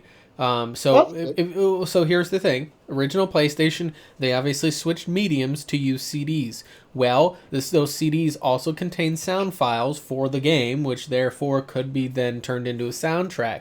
And then when you got to PlayStation 3, the PlayStation 3 Medium, the games switched to Blu-ray discs. Therefore, it needed a Blu-ray player, and therefore... Fair enough. In the PS2, kind of same thing. It was a DVD player, and they played Exactly, DVD. because they switched to DVDs at that point as the medium. So it's kind of a side effect of the medium. Microsoft, that was just some fuckery right there. There's no reason why you needed that fucking remote to play DVDs. Well, here's the thing: is like Microsoft has been on that bender with two systems in a row. Unfortunately, they forced you to run that dongle to get unlock the DRM on DVD movies so that you could play. I thought you were talking about the Kinect. Well, no. I'm talking about because originally, Xbox One hashtag Kinect. Dongle. Yeah, sure did. Okay, the original Xbox. Yeah, there was hacks for it, but it required that plug-in remote for the to be able to watch movies. The Xbox 360, when they were doing the Blu-ray competition against Sony, HD DVD. it was still that system was still running on DVDs, dual-layer DVDs, whereas the PS3 was running on Blu-rays. Well, their competition to try and add that extra media feature was buy this HD DVD reader, because there was that at that point in time was the competition between Blu-ray and HD DVD, which Blu-ray killed. And it wasn't even due to popularity function or anything else like that. It was pretty much Best Buy ran a publicity campaign with Sony and just killed off HD DVD, and Toshiba didn't want to help support it. So not to cut this off though, I realized that we're just kind of really rambling off. We have not only gone down the rabbit trail. We not only went down a rabbit trail, ended up in Narnia, but we also decided to jump off the screaming cliffs, or the cliffs of insanity, down into the ocean of nonsense. So Can I ask a question? Yeah. Ask a question. I'm curious about something. All right, so we were talking about what defines an indie game versus AAA. Yeah. And we were stating that a AAA game is a game that's published by a AAA publisher, correct? Yeah. So how do we explain Devolver Digital in games like Hotline Miami then? Because Devolver Digital is considered a AAA publisher, but they publish for indie developers, indie studios. Like, they take on indie studios and they help fund those games and market them and everything. And so Hotline Miami is like one of their most successful ones. So is Hotline Miami in that scenario considered a AAA game? Oh man, Miami is as indie as it gets. Devolver it Digital is. They made Serious Sam. Yes. Yes. Yeah, that was back in the day. Serious Sam, Hotline Miami, Shadow Warrior. Woo, Shadow Warrior. Grim, if I said my voice sounds that sexy, it's only because of the mixer. Yep. Hashtag Grandma Xaiphen, you heard it here first. He wants his body. So when you're saying like, they're doing these small little indie projects, I think it's because I still call it AAA, but not for the same reason you might think. Dude, they're going with a quantity over a quality thing here. I'm not even fucking kidding you. Over the past 7 years, they've put out what, 40 fucking games? Oh yeah, they've increased Jesus it like Christ. immensely. Devolver Digital is running it when it comes to that. And how many of these games has anybody ever fucking heard of? Like, obviously, yes, we've heard of Hotline Miami and the Right. sequel. We've heard of Serious Sam, but and Shadow Warrior. I think I remember hearing about Ali Ali. The Gods will be the skateboard game. The skateboard game. Yeah, that was the Tony Hawk predecessor. Yeah, but Enter the Gungeon is really fun. Cosmic. Awesome. They also did Talos Principle. That's another one I've heard of. But Cosmic. Wasn't that the one that it's kind of like what's the Valve game, the puzzle game? I can't think of what it is. So Xaiphen knows Talos Principle. I think he's played it. I know Talos Principle and Portal. I kind of started in on at the same time. Portal is what I would call a puzzle shooter. Like, you've got different types of puzzle games. Like Mario, I would consider jumping puzzles, or like Mario 64. That what I would classify as a jumping puzzle type of game. Whereas Portal has the unique aspect of being a shooter puzzle or a puzzle shooter. I don't know which way you'd order the wordology on that, but whatever. Talos Principle is just straight out 3D puzzling game. It's got various different features and effects, but it can be very elaborate, very mentally challenging on how you in some of the difficulties on that. It's an interesting game. I like it. It's very pretty environments. Yeah. Not very heavy level of action, but it's a pretty awesome game otherwise. Yeah, and obviously, like when you kind of look at the different teams that they have underneath them, some of them are smaller. See, Hotline Miami had 2 different teams working on it, by the way, Donation Games and Abstraction Games. That at what point is that no longer an indie thing when you have 2 different development studios from 2 different countries working on the game? Right. But it's still seen as indie, and Tiny Build does the same thing, and even Rooster Teeth has gotten into this similar type of game where they will publish for indie, studios. So, absolutely.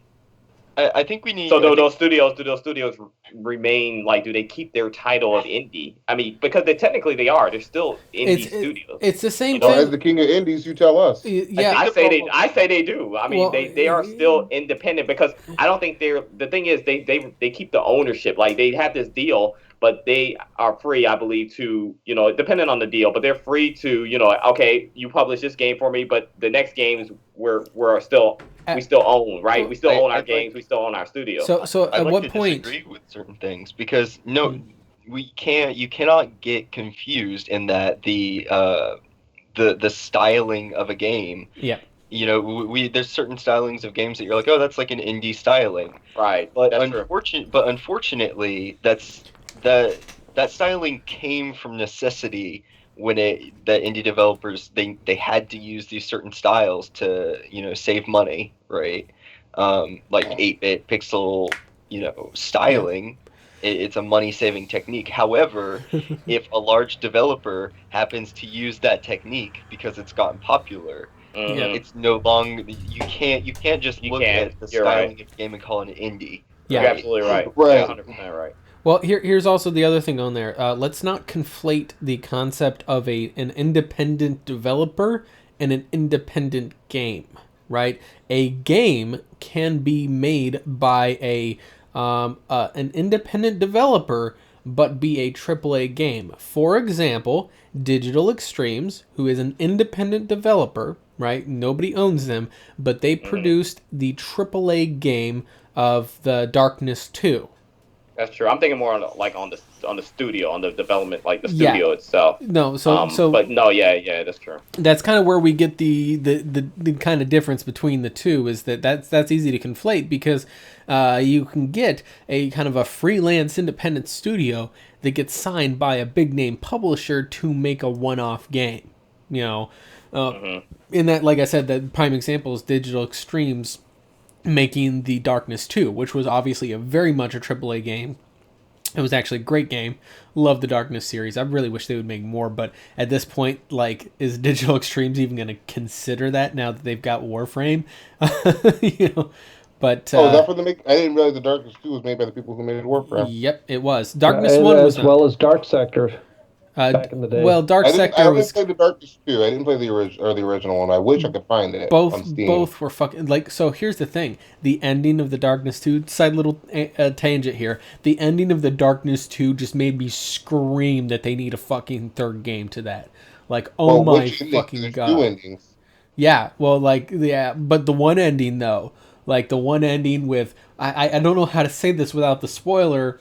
But the one I mean, at this point, it's almost 10 years old. Spoil it. So essentially the spoiler clause. So essentially, by the way, spoiler if you haven't played Darkness 2. Oh my god, it's a great game. Go fucking play it. Tune out right now. I don't care.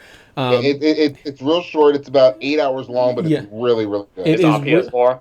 It's on PS3, 360, and PC. Yeah, okay, so you could probably do it through PS Now. I'm pretty certain it's. I think it's on Xbox Back Compat too. I believe it is. I'll wait till my PC's done. I'm not. There you go. There you go. Good boy, Nick. It's not demanding. You can probably play it on your PC now. Yeah. And catch it on a Humble Bundle. It's on Humble Bundle all the time for like $1. Yeah. Yeah. But so here's the thing. One of the endings you chose saw saw the darkness and its host, obviously, being left in this prison, in this darkness, by essentially the antithesis of the darkness.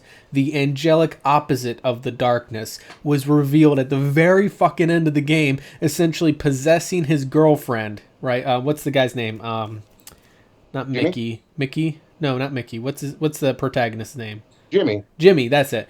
So Jimmy's girlfriend, Jimmy Heartbreaker. Yeah, is revealed. His girlfriend is revealed to be possessed by the opposite of the darkness. So, and then and then leaves him trapped, depending on the ending you chose. There's two ways to do it, but one of the endings saw Jimmy getting trapped in essentially this prison, this kind of hell-like prison, and his girlfriend leaving to go cleanse the world.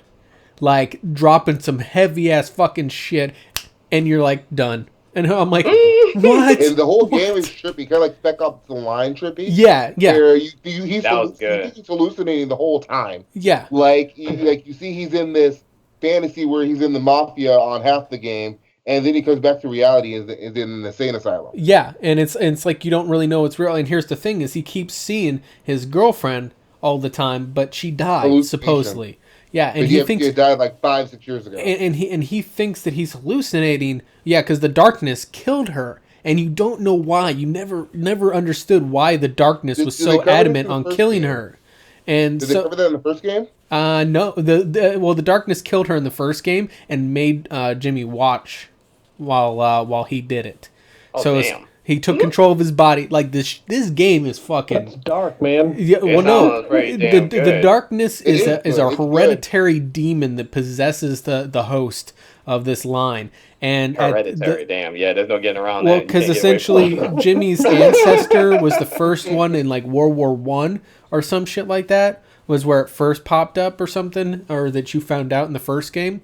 And essentially, the darkness fucking killed his girlfriend right in front of him, and that led him to go and kind of lock the darkness down.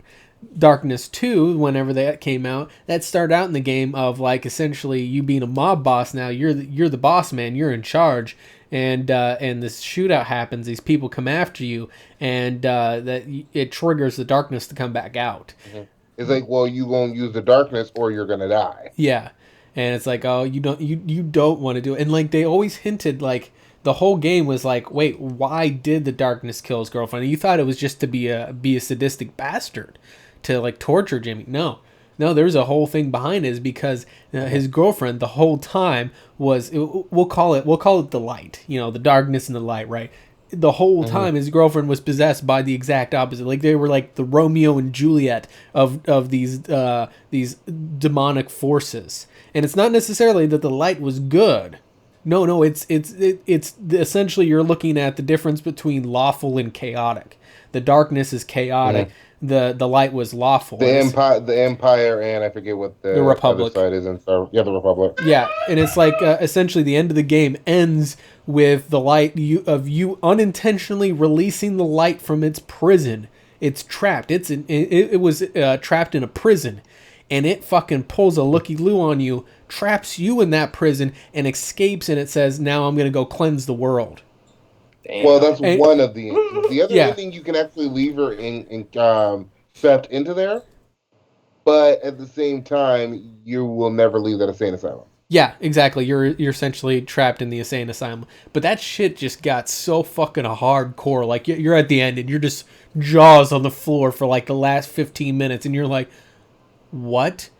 And then you're like, oh yeah, no sequel. Sorry guys. Exactly. And Morty's talking about the better of the two endings. Sequel. I prefer the result of the insane asylum. Yeah. But I do think, the presentation is like, if you choose to stay in the insane asylum, it says, oh, we're in the insane asylum, it's done. Yeah. Guys, you sound like you really enjoy video games. Yeah. Yeah, otherwise you get like an extra 30 minutes of content with that. Where you go into the prison. Yeah, exactly. Yeah, it's not a prison in the traditional sense. It's like this demonic realm that you go into. It's more like going to like if you play the new Doom and you go to the hell levels. It's more kind of like that. Yeah, it's kind of like you're going to hell, but it's not actually hell. It's some kind of demonic type prison, and that's where the light is trapped. I can't remember what the actual term is. There's a name for this entity that was trapped down there, and it was why the darkness had killed your girlfriend the whole fucking time. It was actually trying to keep. And the funny thing about it is that both of these entities, like I said, neither of them are good. You know, they're both what you would call evil. It's just one is lawful evil and the other is chaotic evil. And it's like they're constantly fucking, just battling each other. And the darkness had the upper hand until Jimmy done fucked it up. But it was just like, goddamn, that ending was just such a cliffhanger ending. And I would love, like, that was fucking. You want to talk about a game that had great writing? I had completely forgotten about it. That game had fantastic writing. Yeah. Like I played it last summer, and I'm sitting there like, where the fuck has this game been? Like the game is like 5 years old now. Yeah, it was criticized for being short, but it's like, for real, it didn't need to be longer. It was damn good quality. Actually, the argument. This is one of those games I make for the argument that when people say, "Oh yeah, like I don't like short games," like this game is better than a lot of games I've ever played. And I beat it in like 5-6 hours. Yeah. It's a AAA game. It was published by 2K. Yep. Oh, yeah. damn. But, so the point of that, the little anecdote on that game, like, I gush about that game. That was Digital Extremes. Honestly, that was some of their best work. And they haven't really done anything since that. I think they might have done some little side work, like a couple of their, because they've got a bunch of people working there, right? And I think they've had some of their guys kind of branch off to do little other side projects, but most of their studios just focused on Warframe now because that's making them good continual income. Yeah, usually in the end, it always breaks down to this is what's making me money. That's why more often than not you're going to see a sellout rather than a starving artist. Yeah, that's well. I mean, it's not that they necessarily are selling out with Warframe. It's because it's more or less an artist that gets commissioned for a piece. I'm not using selling out as an insult. Yeah, I'm just using that as like they're going to choose to be financially comfortable over this being a starving artist. Well, like we were talking about before, which is okay, perfectly fine.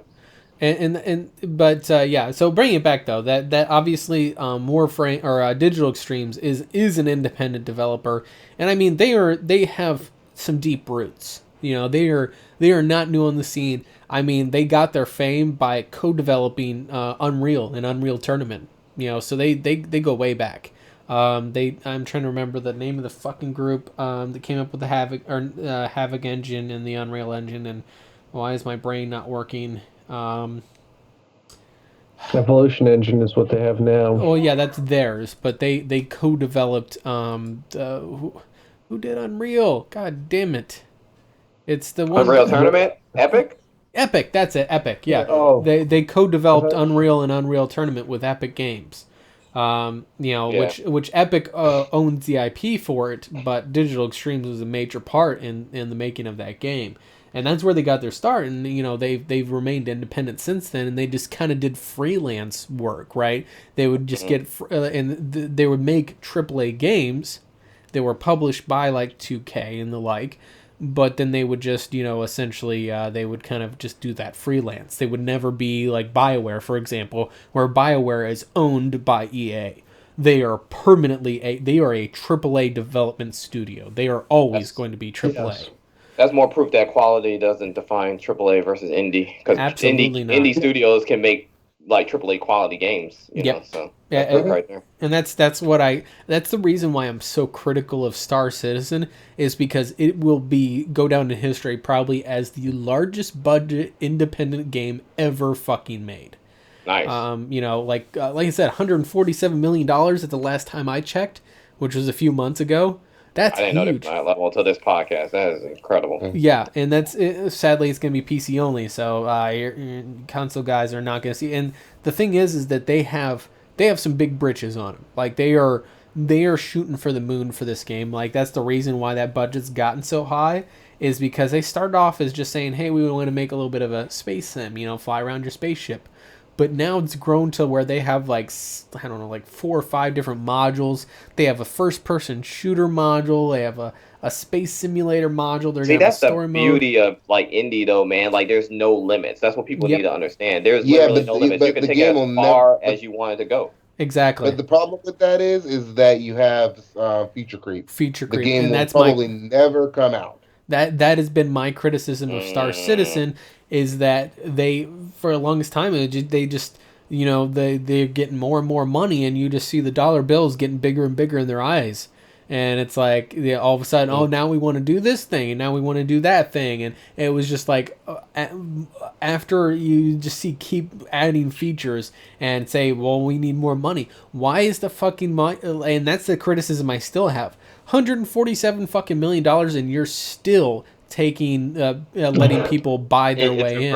It's over 148 now. So 148. Yeah. Right, I remember seeing the feature creep that happened in Battlefield 4. Yeah.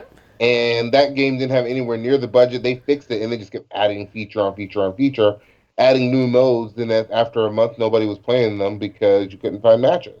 Yeah, well, and I think the same thing happened to Star Citizen. Well, they just that's why it's nice when.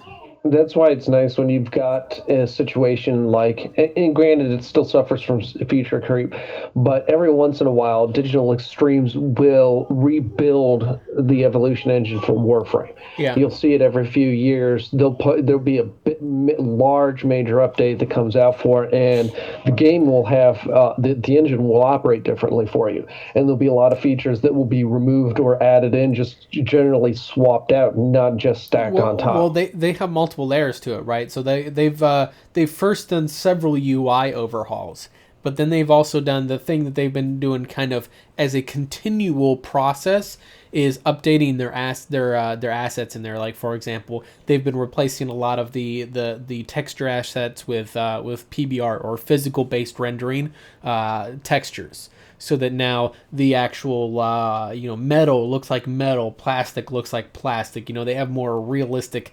tactile look to them. And that's been an ongoing process. They would kind of do it one Warframe or one tile set at a time.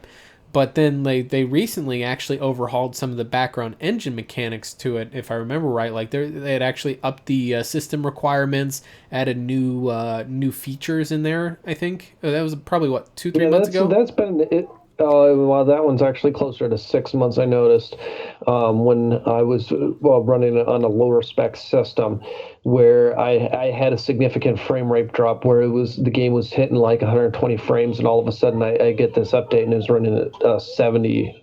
And it's like, holy crap. And then I look back on the change log, and the system requirements were higher. I mean, the game is still running okay. I just noticed how much of a hit that system took. At the medium settings quality, like, yeah, wow, this is different. They'd done some major background overhauls. It didn't look like it at first. I was just, my system was working harder on it. Yeah, but that's with the continual development, you can do stuff like that. But with for example, with Star Citizen though, they have made some stuff that looks pretty, and I've actually so one of the streamers that's on my stream team, that's actually that I've worked with a lot more closely, that we've done co-streams together and stuff.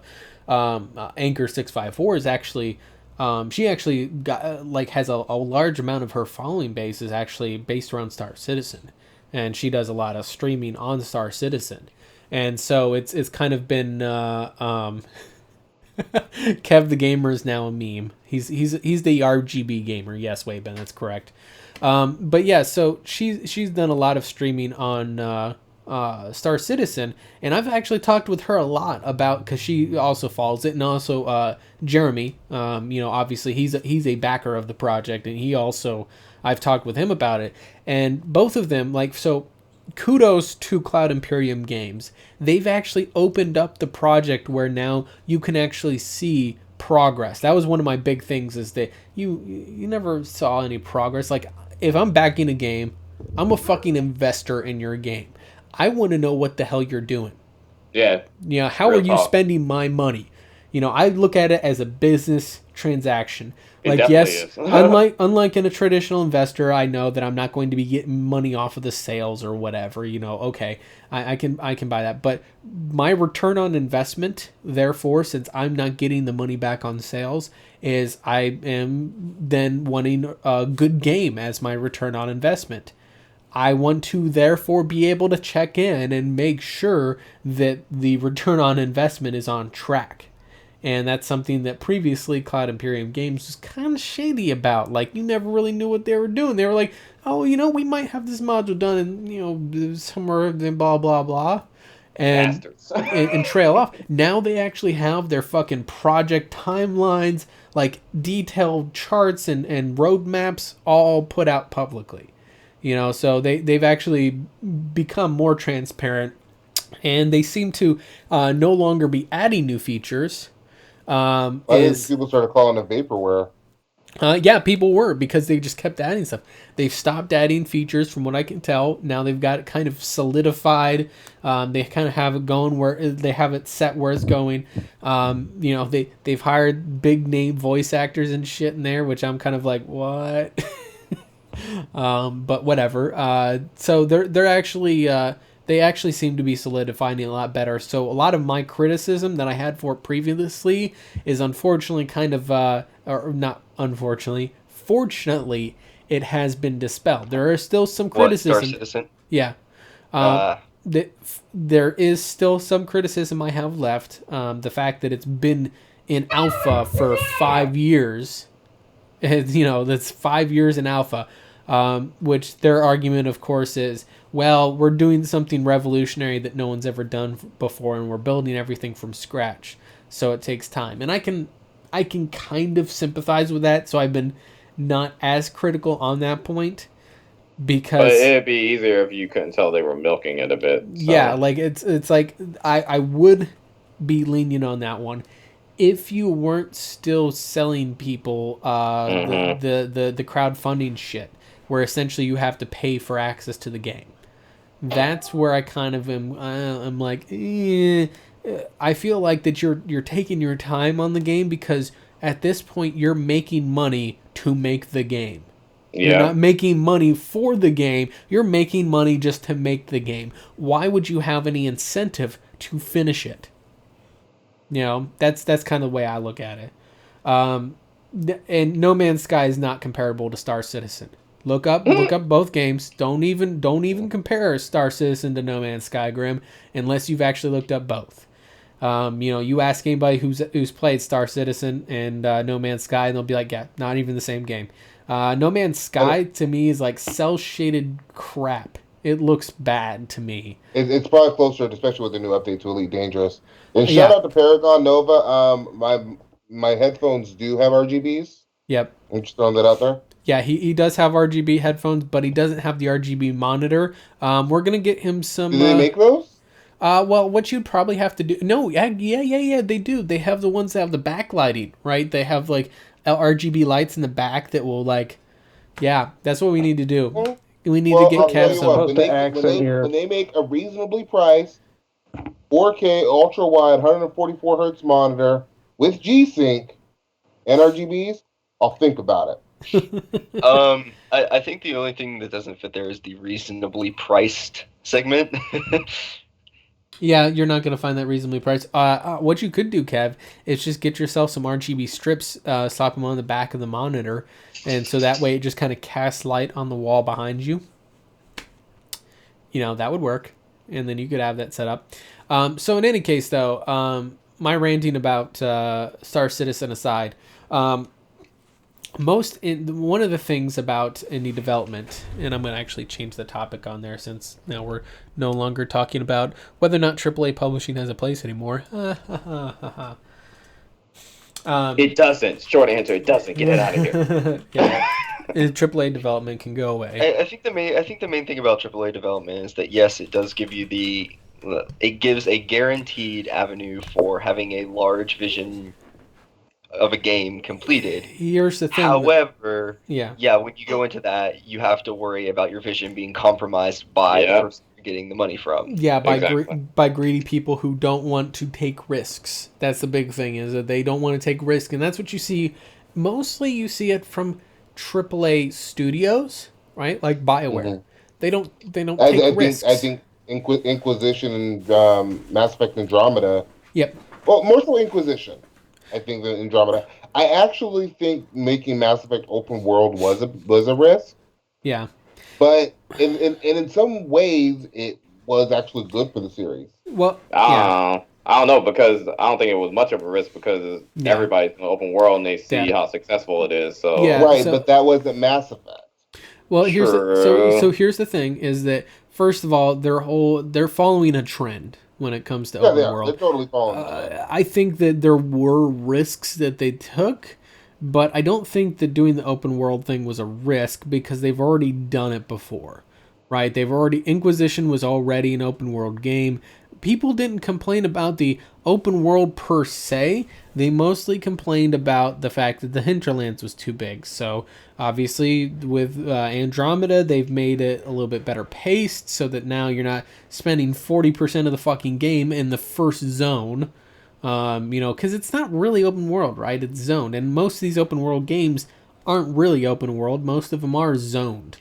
It fit better with Mass Effect, I feel, than it did with Dragon Age. Like, if you go from hinterlands to the hissing wastes to blah, blah, blah, these different areas, a lot of them didn't really fit to me because it felt like you're just having essentially the same thing as Dragon Age Origins, only the zones are bigger.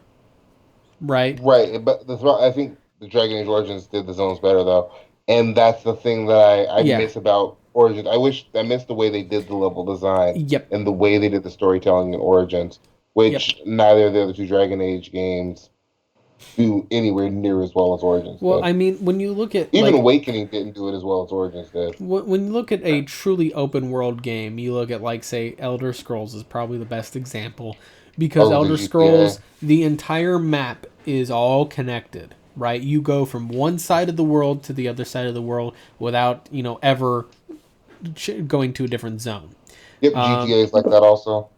Well, that reference to open world is relative anyway. I mean, it's just to put in your sandbox, isn't it? Yeah, well, essentially, open world is kind of a relative term, right? So you've got the zoned open world, which is kind of like your Witcher 3, your Dragon Age Inquisition, at all. There's others you can't run across the entire map in The Witcher 3. I thought you could. No, there's like 4. I know they zoned them out. Like you can run across most of the area. Most of the game is all in one zone. However, Kaer Morhen is in a segregate zone, and I believe the place where the Emperor's at, the one city that the Emperor's at, or the castle, is in its own zone. And then the DLC, the Blood and Wine DLC, is also in its own zone. So it is. And that's why I didn't buy the DLC. It is mostly. Oh, you really do. Blood and Wine is actually. I hear it's really good. I want to buy it. I just have to find time to. I actually got the full package. This was before Blood and Wine came out, but it was the essentially the what am I thinking of? I think it was the equivalent to the Game of the Year edition. Season Pass. Season Pass, yeah. I got the game plus the Season Pass for, I think it was like $30 or $40 for both of them from GOG. Because it was 50. It was at the time you got the same sale I did at the same time. Yeah, so it was both of them for $50, which I felt like it was fair. Now you can get the Game of the Year edition that has all of it, and it's probably even less. But so in that regard, it does zoning a little bit more. It's kind of the intermediary though, right? Because most of the world is all in one map. And you also had the island, Skellige was also a different zone. I can't forget about Skellige. Skellige was a different zone. Fallout 4. Because Fallout 4's DLC was like that too. Yeah, well, it depends on the DLC. I was going to say, if you have the DLC, the base game is all on one map. You can get that's BioWare's thing, right? So with BioWare, like, for example, you look at Skyrim, you had... BioWare and Skyrim? Yeah, well, sorry, not BioWare, Bethesda. Fallout 4 is not far removed from how they kind of handled with Skyrim, where you had one of the DLC, two of the DLCs were in map. They just added to the map as it was, and then you had one that was out of zone, which was the Dragonborn DLC was actually out of scope. That actually took place in a different area.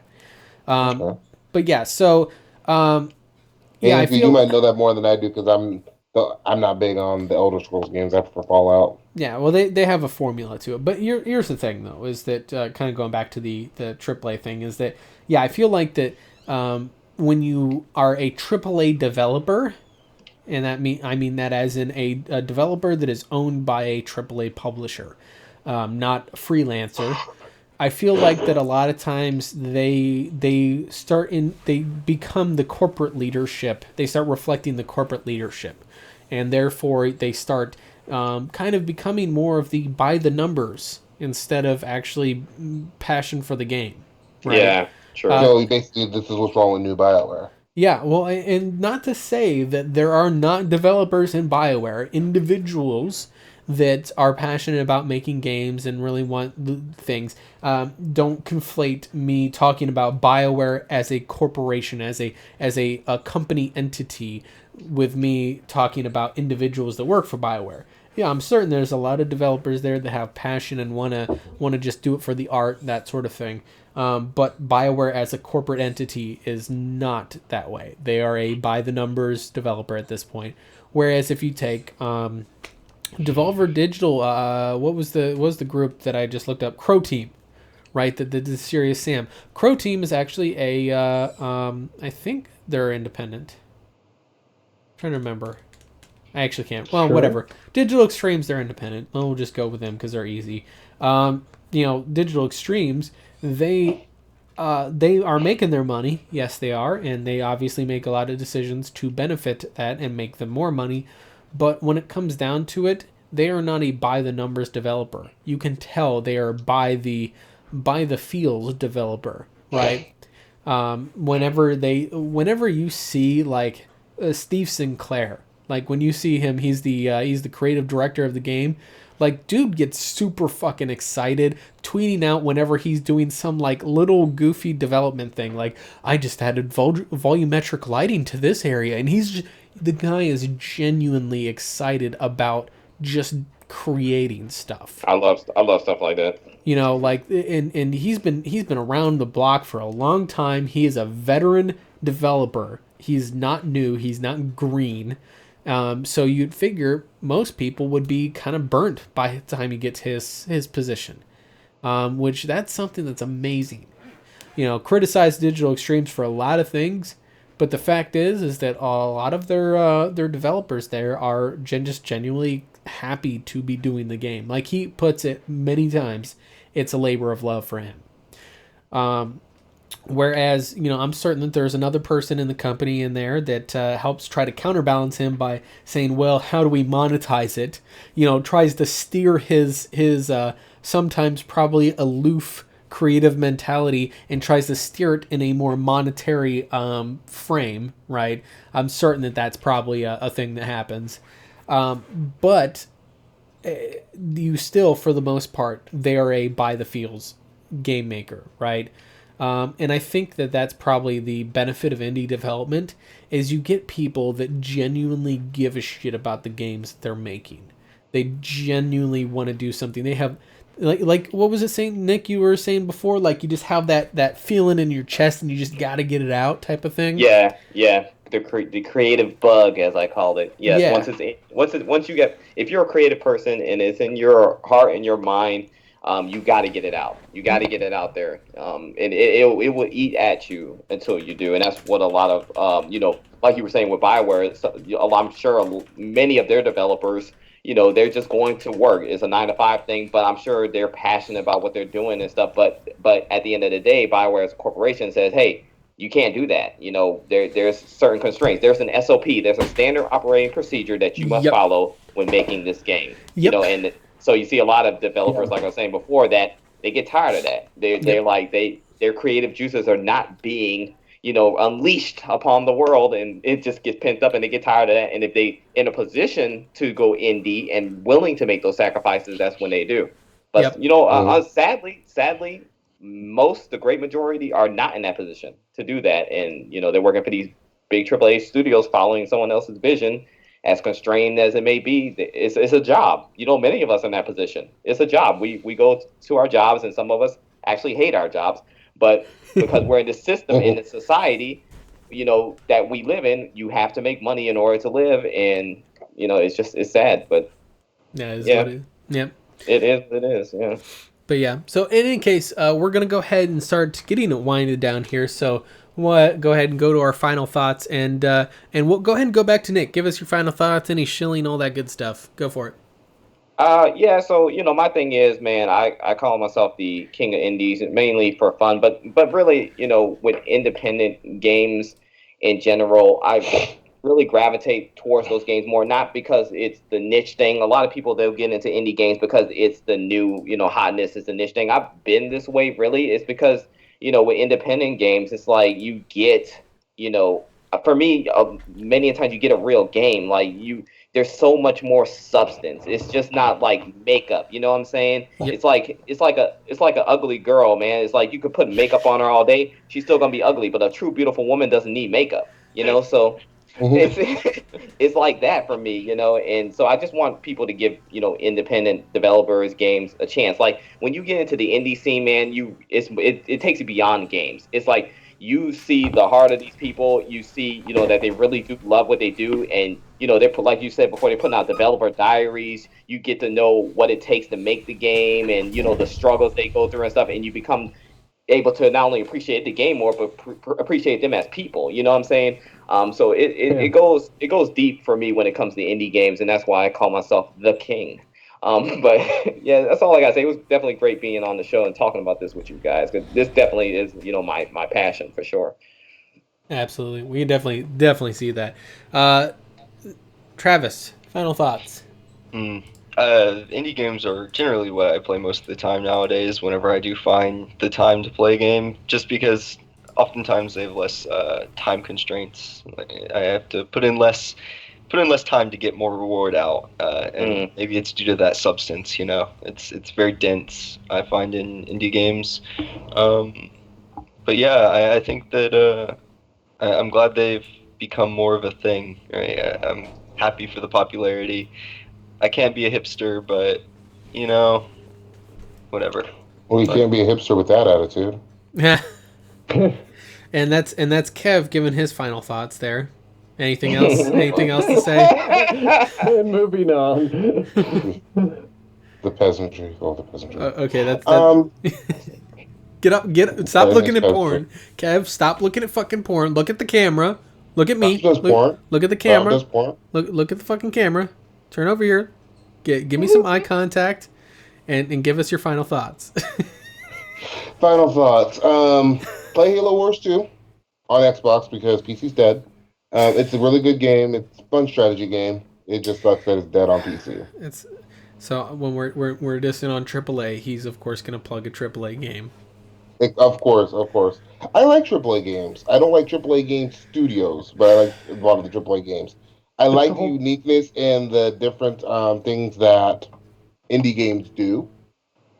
And I do like that indie games try to, what's the word? They try to push the limits.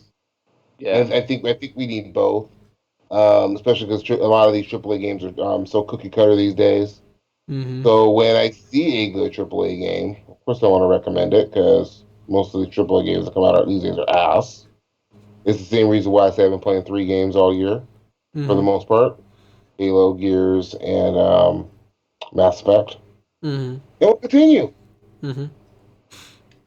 Good stuff. I hope E3 brings actual glorious games. We'll see. Xaiphen, final thoughts. Final thoughts. Well, I've had an experience across the board with between indie and AAA, on various levels of quality. I've dealt with indie games where what was the name of this game? Hydrophobia. Hydrophobia seemed like more of a proof of concept than it was an actual game. Like they had this amazing water motion engine. I don't know what they had a name for it, a clever name for it. The engine, how it made water move about, different. It was beautiful. The rest of the game was actually trash. The dialogue, the writing, a lot of other things. And of course, they had to add in the unnecessary jiggle physics for female protagonists. But the water physics in the game were amazing. They were very beautiful. That was an example of an indie game that went bad. bad. It had one good thing, and they focused too much on that and just forgot about everything else. And that's something that could possibly say that the AAA treatment may have alleviated that. That they would have said, "All right, you've got this down pat. Work on the other stuff before we sell this." Yeah. It also could quite possibly, the publisher is not looking hard enough at it. Is like, your game's complete. All right, let's ship it. I can't truly say one way or the other on that. And of course, we've ran into, like most recently, AAA games, big, heavily marketed releases that just have overlooked it's not like they overlooked one big thing. They overlooked thousands of little things to the point of it becomes a huge fucking deal. And I've seen great successes with indie games. I've seen great successes with AAA games. It goes in my game collection in the past. My game library currently has got a good mixture of all of them. But the good and bad AAA, the good and bad indie games, it's all over the place. Yep. And so as something I like to point out, there a lot of people also will talk about like how indie games tend, like when people think of indie games, and this is my final thoughts on it, people always think of like Terraria, for example, like the sprite and pixel like Hotline Miami or something like that, where they're really silly kid games, like they're from the 1980s, they're retro side scrollers. Yeah. And then I point out, I'm like, so have you ever played Killing Floor 2? Came out what, a year or two before Doom, and has better graphics. Whoa. Yeah. And guess what? I'm not ready to go there. Oh, I am. When you talk about come on, let's talk about the FlexX physics engine that was in Killing Floor 2, where it had the most realistic gore ever made in a fucking game. Which, let's be honest, when you're playing a zombie shoot 'em up or a horror shoot 'em up game like that, your gore better be fucking tip top. And it better cause PTSD. Yeah, it better cause fucking PTSD. And let's be honest, like that, the graphics in that game, that shit, And let's be honest, like that, like whenever you enable everything, Kev, have you gone back and tried that game since you got your 1080? No. No? You should reinstall it temporarily, plug everything to ultra, crank everything to fucking maximum. You make sure you enable the FlexX or whatever, the special NVIDIA piece in there, and just max everything out. Difference. Yeah. But my 970, even at 1080p, couldn't run that flex stuff. It could not, but holy shit, it is like, and that was all a AAA game, right? And I laugh at that. It came out. Isn't the 1080 Killing Floor 2 is all indie. Do what? Isn't the GTX 1080 almost 3 times the performance of the 970? Yeah, it is. It is. It's really sad too, because now they're saying it's like equals like a 1050 Ti. What, the 970? Yeah, like I'm seeing a lot of benchmarks. I might say somewhere between the 1050 Ti and the 1060. The 1063 gigabyte actually is where it's close to. The 6 gigabyte, which there's the processor. One, it's not just memory. Let's not get too techy here. Anyway, yeah, all right, somewhere around there. But point is though is that holy shit, is that game amazing looking. And it's fun to fucking play. I honestly, at some point, once I kind of cool off on Mass Effect Andromeda multiplayer a bit, I'm probably going to convince all of these guys to hop back on it with me, and because it still looks fucking good. And it's 3 years old now, and it's an independent fucking game made 3 years ago, made in 2014, and it looks on par with the best that's coming out right now. Indie for the win. I will say, and this is actually the argument I'm making about a lot of PlayStation guys a year ago. They were talking about how Uncharted is like the best looking game ever, and then got mad that I brought up Killing Floor 2. I'm like, Killing Floor 2 shit on Uncharted 4. Oh, it does. It is fucking gorgeous. Like, don't get me wrong, Warframe looks good in a certain artistic perspective, and the art style is pretty. I just don't like the level design. Yeah, and the thing is it has good graphics for what it is, and when you look at the kind of minutiae of like the physical based rendering and the way the textures look, it is actually damn good. But I'm talking like on a realism level and how like the physics look and everything like that in Killing Floor 2. Holy fuck, is it impressive.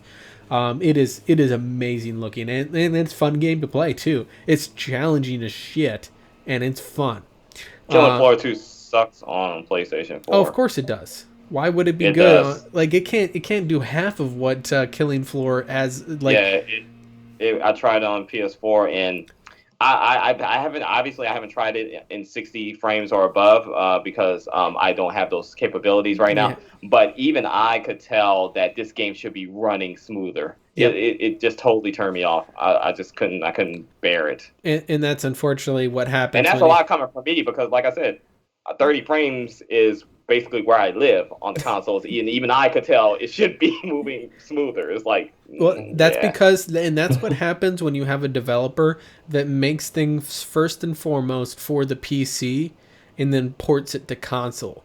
And that's a prime example. That's a game that I could look at and be like, and now you console guys can see why we hate it whenever we get a game like Batman Arkham Knight ported to PC in a broken ass state.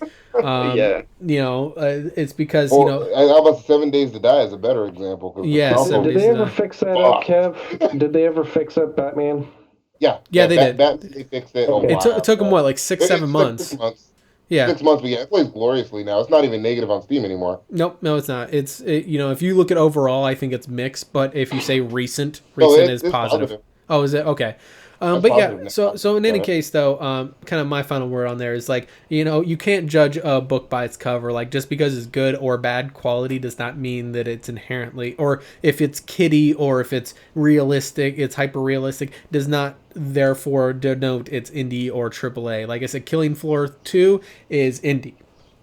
Warframe is indie. But Hotline Miami is AAA. And there's other ones that are like that are AAA. So yeah, I think a lot of people just try to be snobbish and talk about graphics too. Yeah, the only thing about graphics, I'm looking at a graphics mod for Star Wars Battlefront 2, the original Battlefront 2. Oh, okay. I was gonna say, by the way, I never played it. I'm thinking about grabbing it on PC. Real quick, in the words of Jack Move Johnny, those of you that know him, indie is not a fucking genre of game.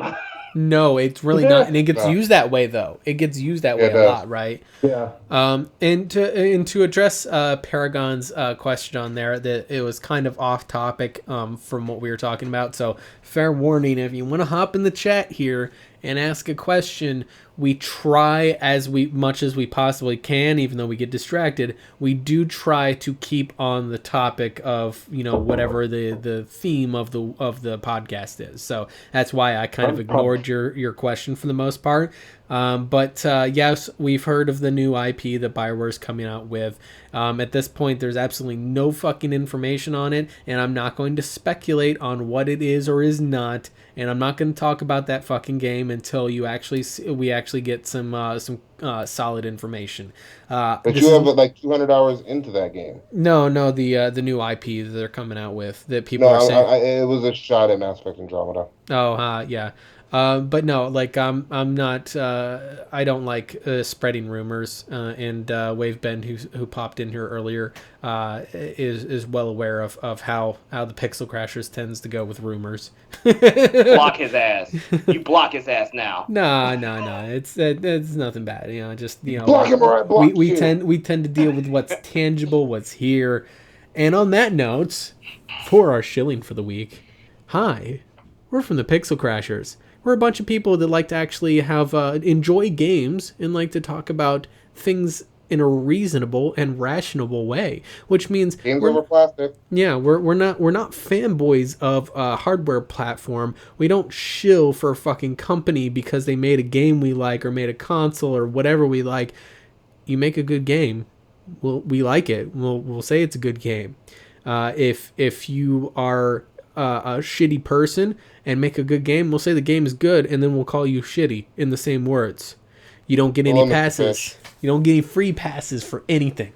Anyway, so obviously, as you guys know, we're here every 2 weeks with this podcast. It's good times. We like it when you guys stop by and talk to us. Except for Grim, he can really kind of tone down his creepy ass fucking banter on Twitch.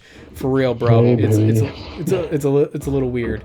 Yeah. So in any case, we're here every 2 weeks for the podcast. We like to talk about games and stuff, and then and drill on Ubisoft and criticize Konami. Fuck Konami. Fuck Konami. and Nintendo. We would talk about Nintendo more, but I'm scared they might try to content ID claim the video on YouTube, so we try to avoid talking about Nintendo. Don't say Nintendo more than 5 They'll times. become irrelevant anyway. Yeah. I mean, why talk about a game company with no games? Yeah. Whoa. Yeah. I think Speaking you back- more Nintendo games than the Switch. Oh God. Anyway, so obviously for those of you guys that have tuned in on there's a bunch of links down below the video for all kinds of shiny stuff. There's links for our Discord server, there's links for our Twitter, and there's links for the channels and things like that. Good stuff. Obviously, NickodemusX joined us this week since he is the king of indies, and you guys can check him out on YouTube. It's NickodemusX. And he plays indie games. It's weird. It's almost like the king of indies plays indies. I don't know what that's about. I don't know. Console, I'm of all about to drop two indie videos today, so I'm working on that right now. Actually, Hey, I can multitask. Multitask. He's You know, if you put that PC together now, you could probably play some of them indie games on PC now. yeah, I'm I just can saying. hear I the don't voice have a right integrated now. graphics, you could. You must multipass. Even when I'm Multipass. Play on integrated graphics. But yeah, so anyway, guys, we're going to go get signed off here since we are now, holy fuck, we're 45 minutes over time. This is a really long podcast this week, guys. But we're glad you enjoyed it. We had a lot of fun on here. We're going to get signed off because I know everybody else has a bunch of shit they need to do. And I've been holding them up. I've been holding them hostage. They have there's guys on the other side of the camera holding guns to them right now, not preventing them from leaving. I'm fine. We're going to get signed off here this week, guys. We'll catch you in 2 weeks for the next Pixel Crashers podcast. Praise Gibbon. This is the part where I just leave the audio on so everybody can hear you guys talking shit. I'm not I was joking. gonna say, are we off air? All right, Are guys. we off air now? We're gonna go. No, we're not off air. Bye. See you guys. I'm watching it on my tablet. See you, Travis. We're still on the air. Still praising. Don't say anything about Nazis. Nazis, huh? Awful quick. As soon as I turn my loudspeakers on, I hear Nazis. Nazis. We killing some Nazis. Station again. I gotta go as well. I had like 2 or 3 people call me and text me. I'm like, I'm doing a podcast. Leave me alone. I have a life. I got a I have a freaking Yurtso life. going on right now that I just walked away from. I said, all right, just do the honor system. Leave me money. Yep, exactly. I was given a Best Buy gift card, and I used it to buy Titanfall 2 on PS4. Only to realize that I was better off just keeping it on PC. Why I would already have it you on do PC. that, Kev? Why would you? Oh my god. Hey, I'm stop. about to go. Thanks for Well, having me on. I wanted to see if I can get into more. Have a good one, money. Nick. But I realized I All can't, so I'm going to return it and get my money back and use that to get Battlefront 2. Yeah. Battlefront 2. See, I'm kind of interested in that. Like I said, I was on stream last I'll go with night. the new one, or the old one. Yeah, you heard me talking about Oh yeah, the old one. No, but you heard me talking about the new Battlefront 2 coming out. Like I'm interested. I'm grabbing it. I'm interested. I'm not gonna like jump and pre-order that shit because fucking EA and Oh, Dice. But I will definitely pay attention to it. You got my interest. My ears are perked up. But yeah, all right. I'm actually gonna mute the audio now, so that way we can talk about very important and secretive things. We're gonna be talking about our plans for global domination, but you guys won't hear any of it. You mean Travis's new girlfriend? Who he did? Yeah, she was cleverly off camera. Yeah, good time. She- All right, so now in Stood any out. case, I caught the weed ponytail. well, so in any God. case, guys, so our global domination plan. So our next step is going to be